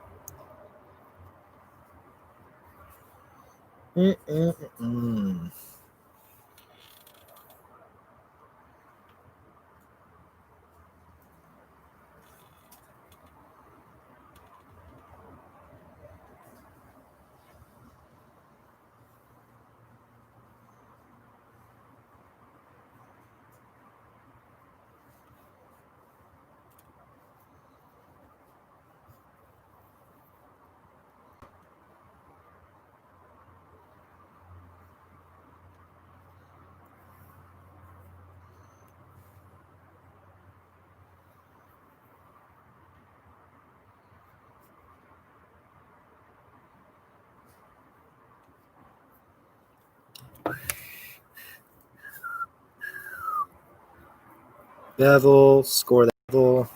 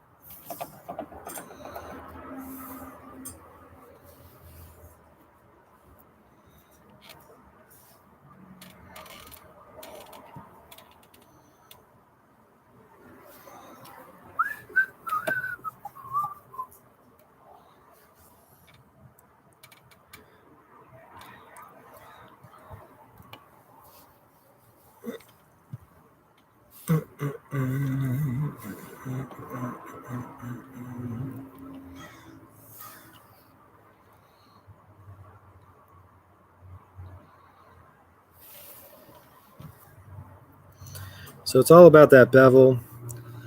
I mean, theoretically, it's kind of optional. If you don't mind kind of doubling up your piece right here, that's fine. I mean, you'll have a lip that's like twice as thick right there, but it's not the end of the world. So the beveling thing is, it's basically just trying to get your tube to have a even thickness all the way around, but it's not really required.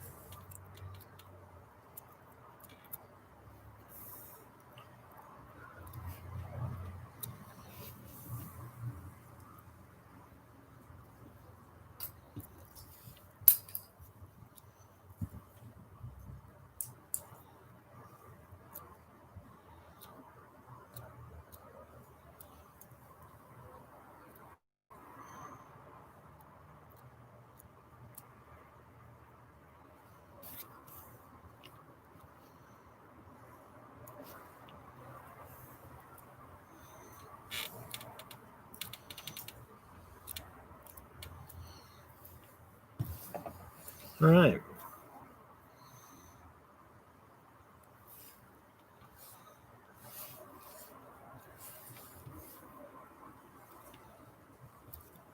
These don't have to be tube shaped either. They can be like square tubes if you want, or you could leave them in the oval kind of orientation also. It's a pretty open kind of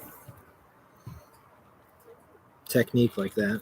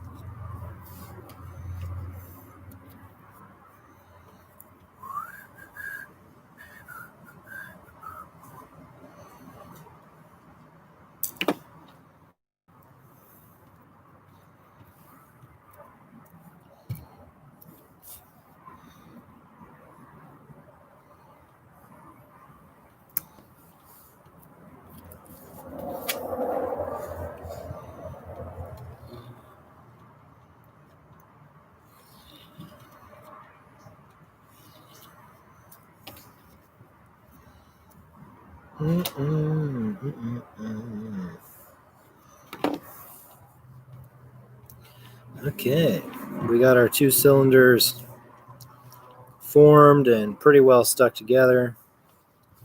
The seam looks pretty good. Maybe not 100% perfect, of course, but good enough for now.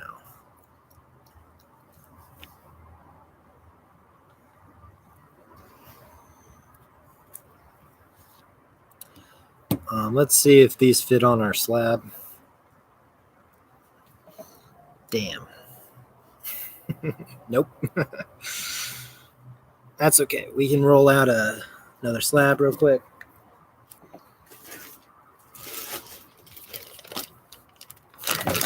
So close.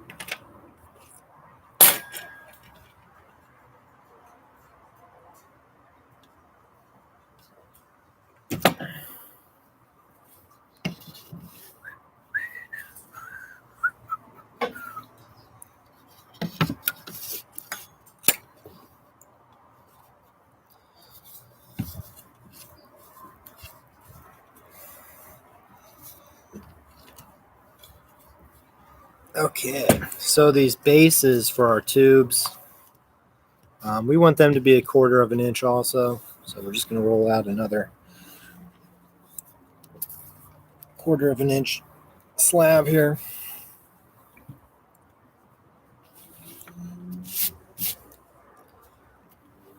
Oh, my canvas is getting really damp there.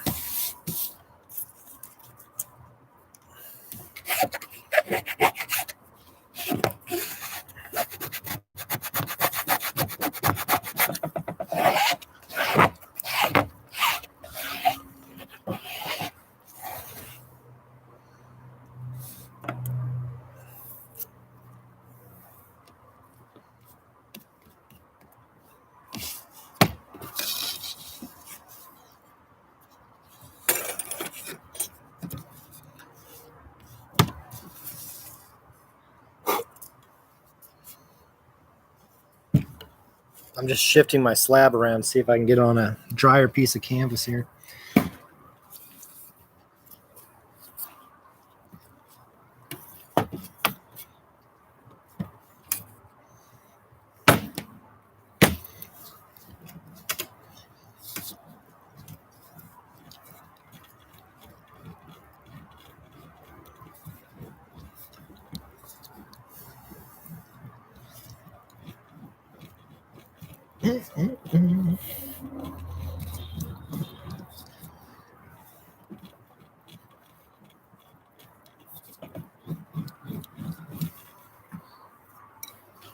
Cool. So that's, I think, way more than what we need. So just cut that off.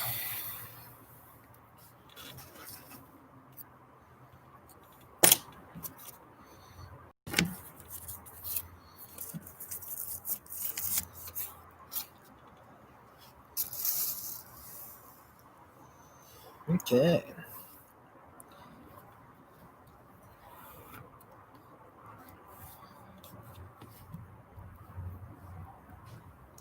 So you'll notice we make the tube first, and then we're going to size the base for the tube. So that's typically the order that you do this when you're slab building the cylinders. Making the base first and then trying to size the tube for the base. I mean, it doesn't sound like it would be that big of a deal, but it's incredibly difficult compared to this way. Like in the past, when we've done like a heart-shaped vessel, that would be an example of a time where we make the base first and then we try to size the tube to that base. And that's a lot harder to do.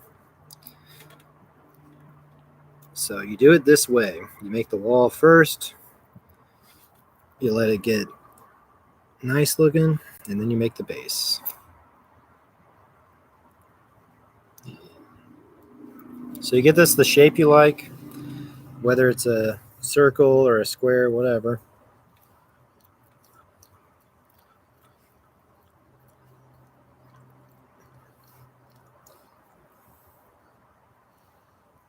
And if you're using really fresh clay, after you make the cylinder, it might be a good idea to let it stiffen up for 10 minutes.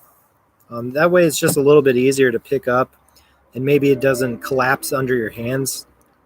Yes, they are 1/4 of an inch thick, these walls, yes. Yeah. But it's, maybe advisable if you're using fresh clay to let the cylinder stiffen up a touch. The tube, let it stiffen up just a touch. And that just makes it a little bit easier to place it. If it's really soft still, sometimes you'll get it nice and shaped the way you like, but then when you put it down, you accidentally misshapen it just because of how soft the clay is. So that's just something to consider. Not really required, but maybe a good idea. And then you're just going to hold your needle tool, or you can use your X-Acto knife like I am, and just kind of hold it flush to the tube and lightly make a line around it. Sometimes I gotta get over it a little bit.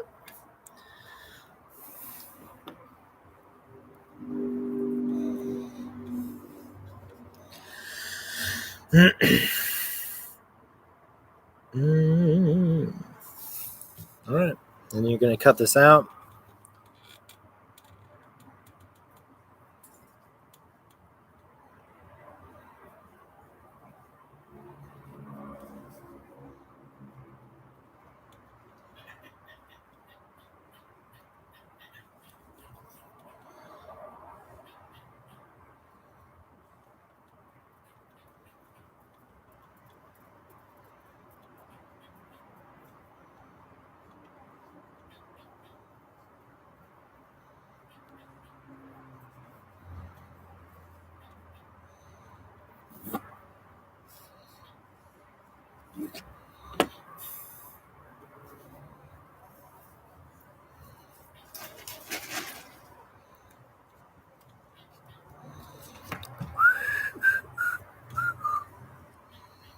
And if you're working on a damp area of canvas like I am, make sure you can pick that disc up.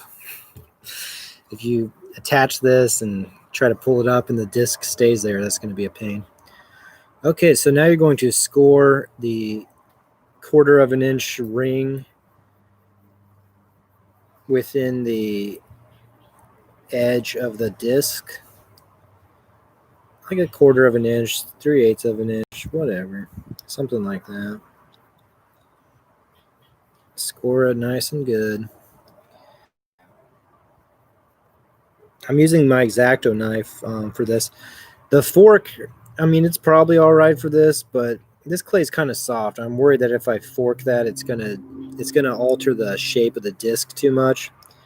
So I'm using my X-Acto knife just so I can get a little bit more particular about that.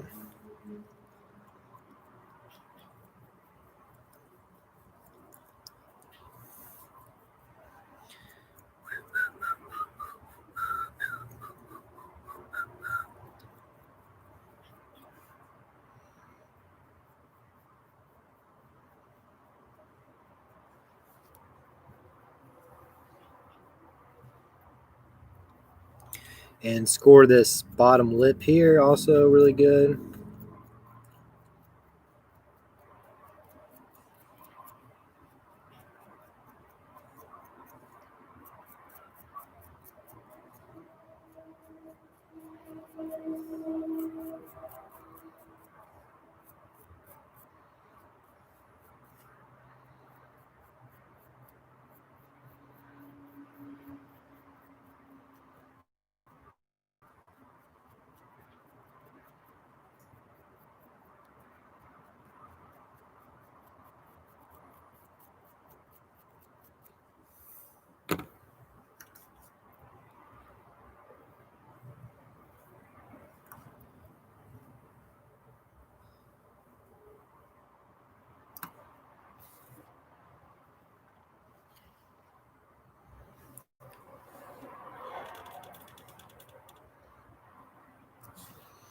And then carefully line your tube back up.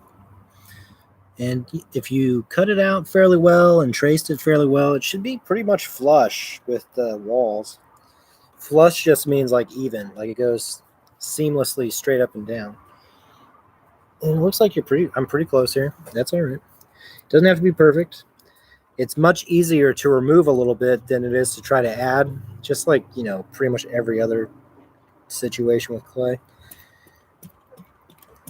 Pat it a little bit like that.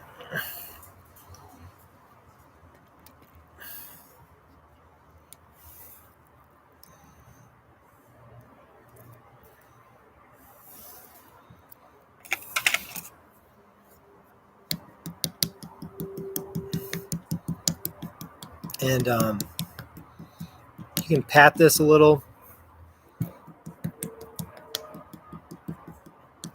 And that's pretty much it for the cylinders today. We're going to keep them bagged up really well, nice and tight. And we'll finish them up next week. Like I said, one of these we're going to make a lid, turn it into a sugar container. The other we're going to make another spout, turn it into a creamer. And then also we're going to do some surface decoration on these next week. Something called Sgraffito. Oh yeah, I didn't make the circle yet. Started scoring. Got a little bit ahead of myself.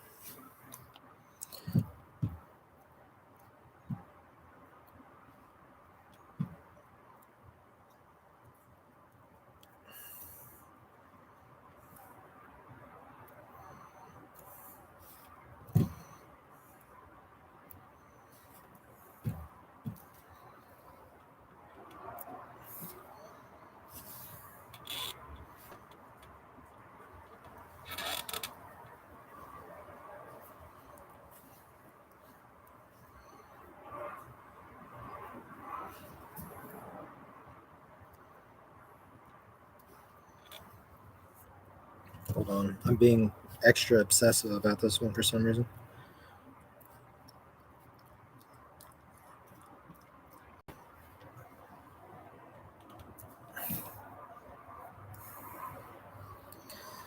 All right. Shape it, trace it, cut it, bop it.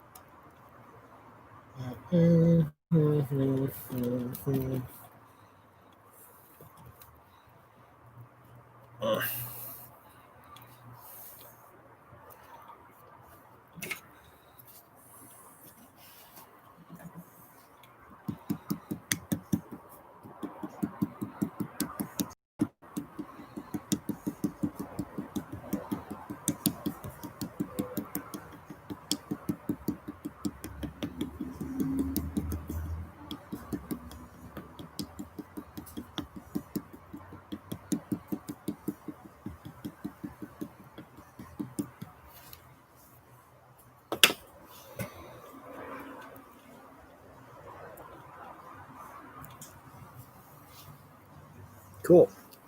So your cylinders, aka tubes, whatever you want to call them, that's as far as we're going to go with them today. Keep them bagged up, and they should be fine to finish up next week. While we were doing that, our spout stiffened up really nicely. It's got some nice resilience to it. So that means we can now put a thin coil to reinforce the joint there and also on the outside.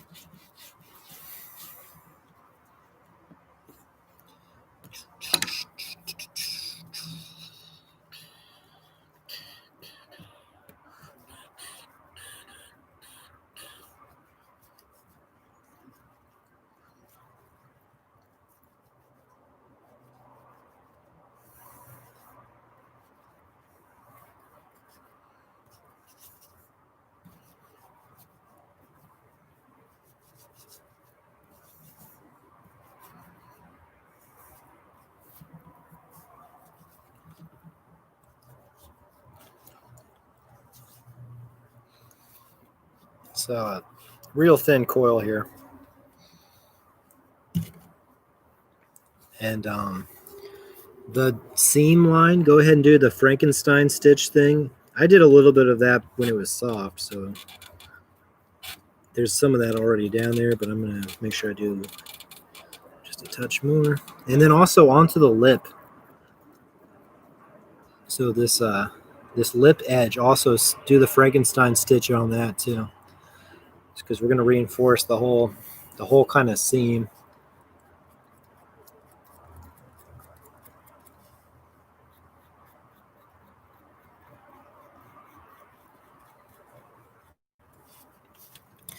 Sometimes if your clay's kind of stiff when you make that spout and these cracks are really bad, you might have some cracks here that also you need to Frankenstein stitch and put a coil into. That's definitely something that might happen on the underside of your spout. I think this looks all right. I think these are thin enough that some slip on there will, maybe like 2 or 3 coats of slip on there will take care of it.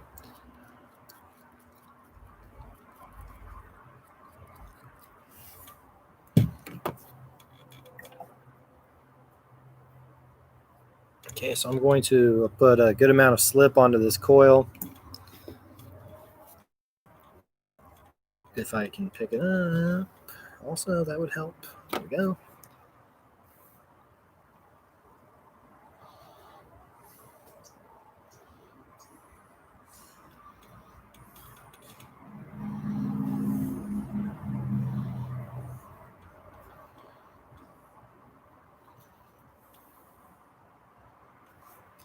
And then I'm just going to do the top and the lip with this coil, and then I'll do another coil for the bottom. So you see how I kind of wrapped that onto the lip.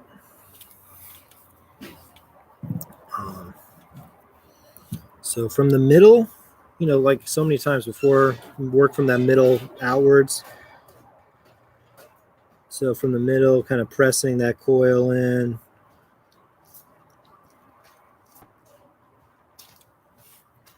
Like that. Working it into the lip also.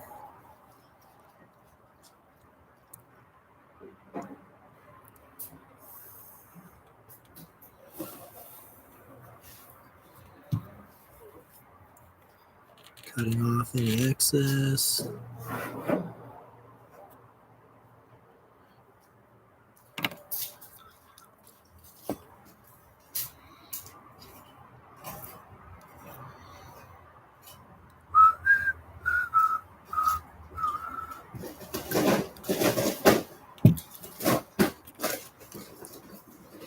And then I have a small little rib tool like this I've cut from a gift card. And this is useful for smoothing the stuff like this out, because you can kind of work it both directions, upwards and downwards, inwards and outwards.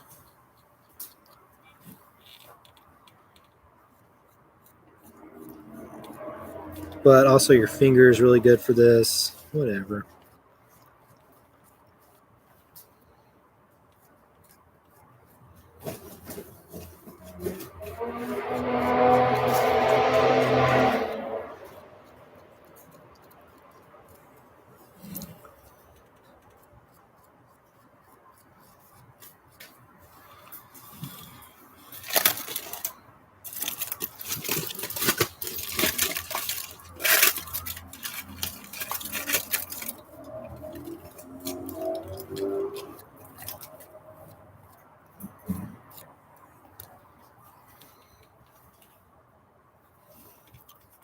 And then also make sure you do that lip too the same way.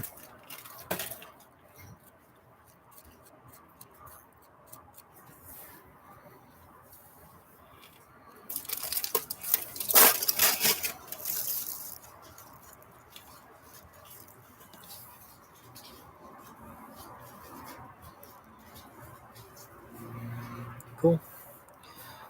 And do the outside too.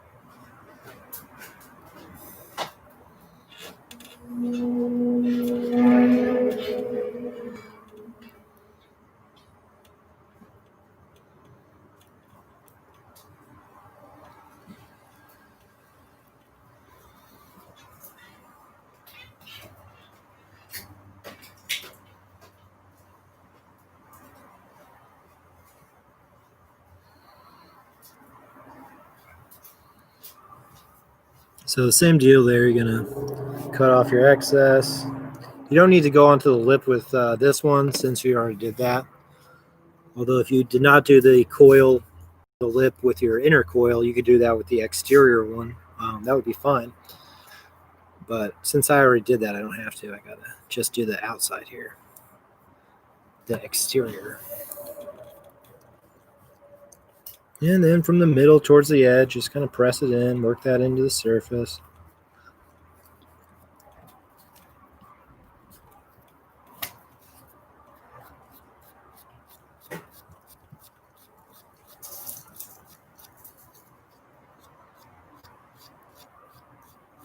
And I'll probably have a little bit of extra material with this one since the gap on the outside wasn't too bad. So I'll probably have a lot of excess kind of crap here to cut off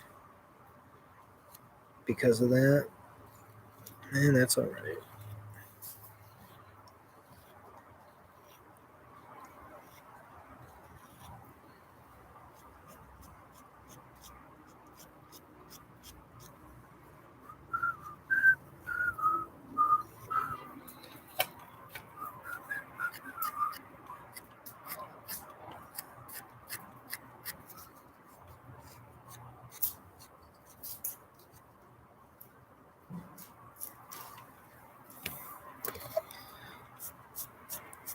And then work it with the damp sponge a little bit, and that can also help to remove some excess clay.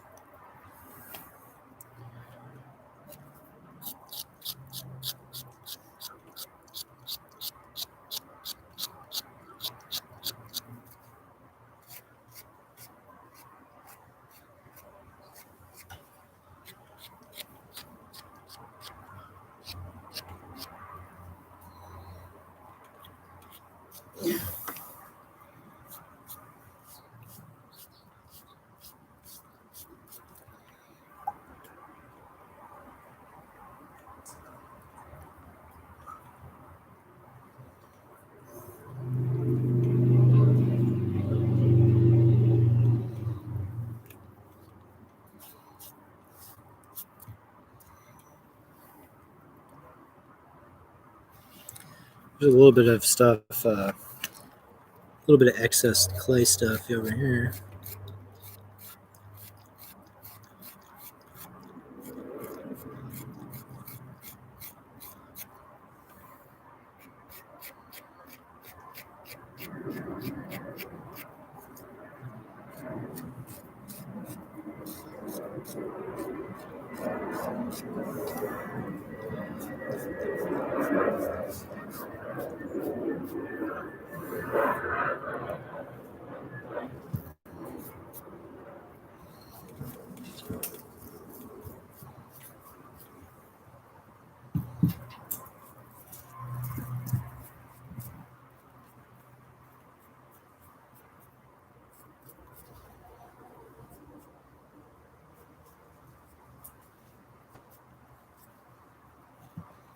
Okay, so the only thing we got left to do on the juicer guy is add that bar across the spout, which theoretically should block seeds, apparently.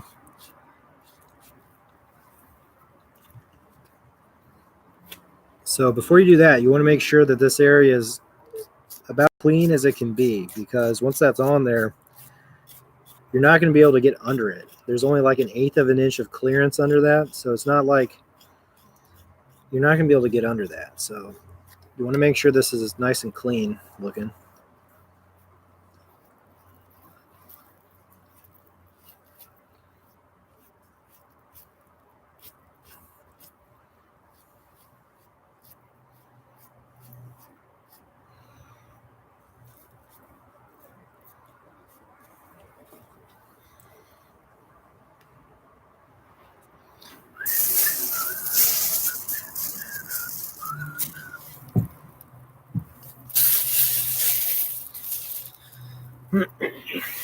So that bar, you see that?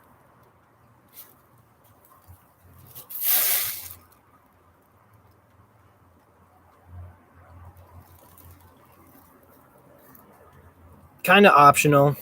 I don't think that a lot of the citrus juicers I've seen have that, but I think it probably is a good thing to do.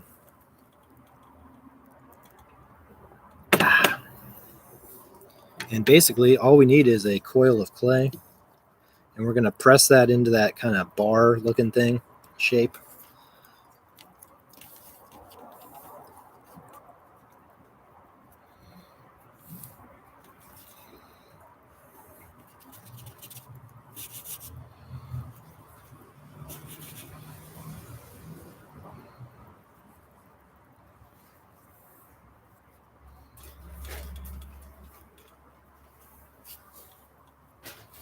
I have to get a slightly nicer piece of clay than that, I think.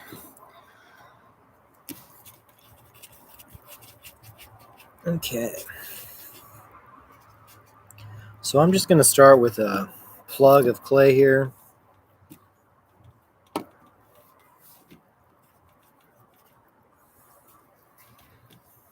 Something like this.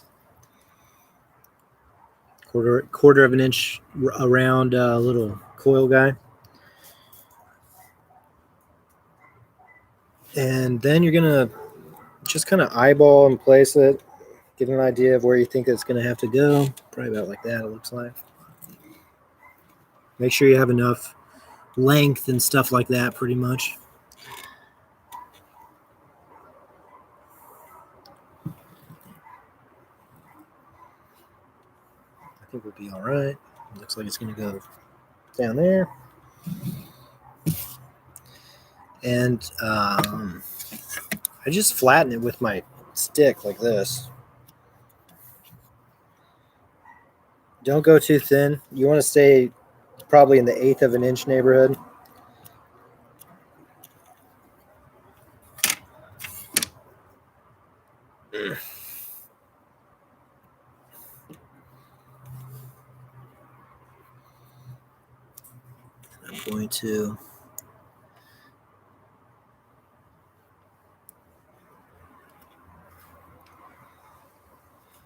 I'm going to cut the edges there so it's a little bit straighter than it was.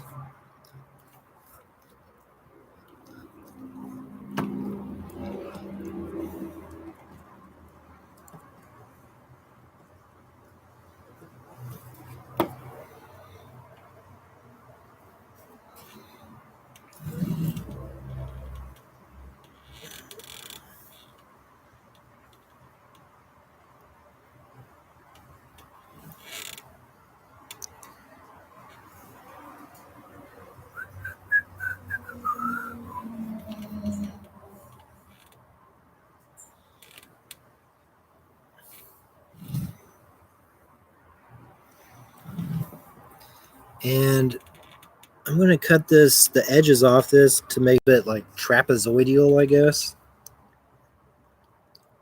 Like this kind of shape. Now yours might not be the same, but I feel like mine have typically needed to be kind of like this, kind of like a trapezoid.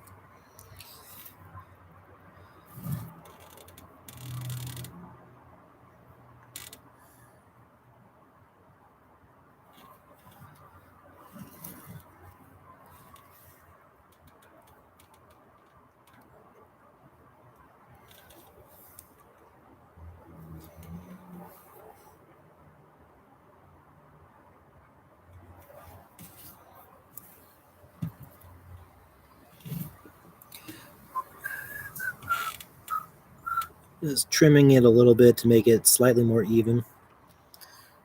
Okay. Maybe not. Maybe not. Just a little bit off there. Okay.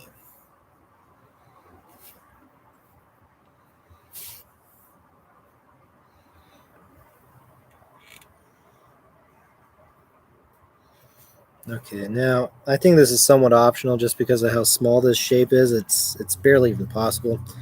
But you can cut a little bit of a bevel off the sides of that trapezoid if you want. Looks like I can just maybe do it. Yeah, maybe not. Oh yeah, hold on.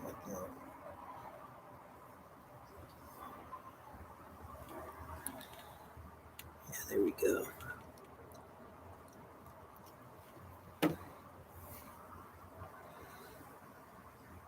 So you see how I took the corner off there and then also on the other side? I think that's kind of optional.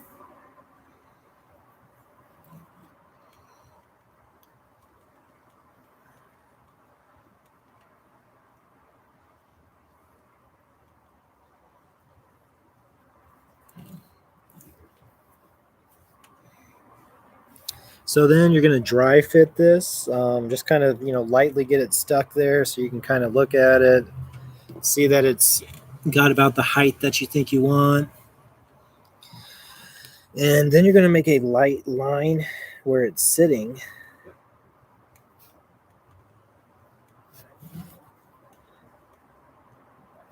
Remove it carefully. Then score those little marks that you just made.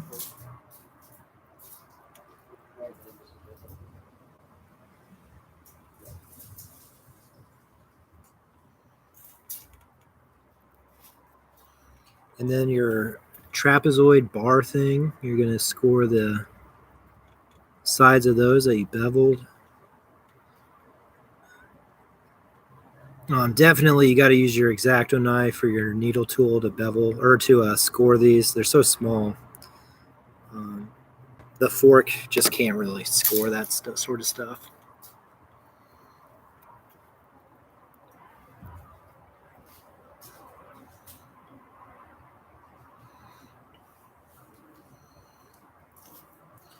And whenever you need to precisely place something, don't slip this spot because then you won't be able to see where you had your marks and stuff. So slip this thing so you can still kind of see what you're doing. Although even then, it's possible to mess it up. Let me turn it around real quick, get a feel for it. Okay. So it's important that you not press the middle of that.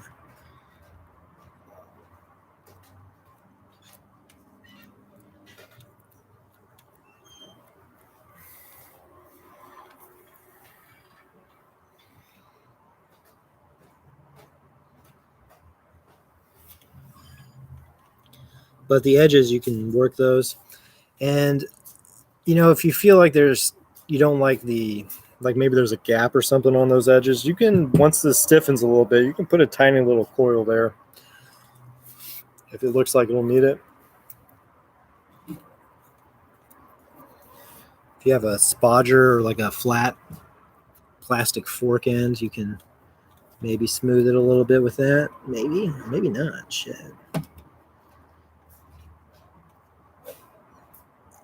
Yeah, a little bit. A little spodger kind of action there.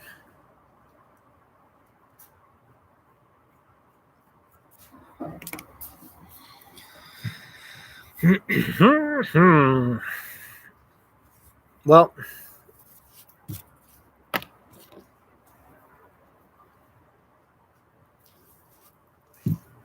that's the juicer. And then getting started with our creamer and sugar containers. Sorry if the stream was cutting out there, guys. Hopefully it worked well enough.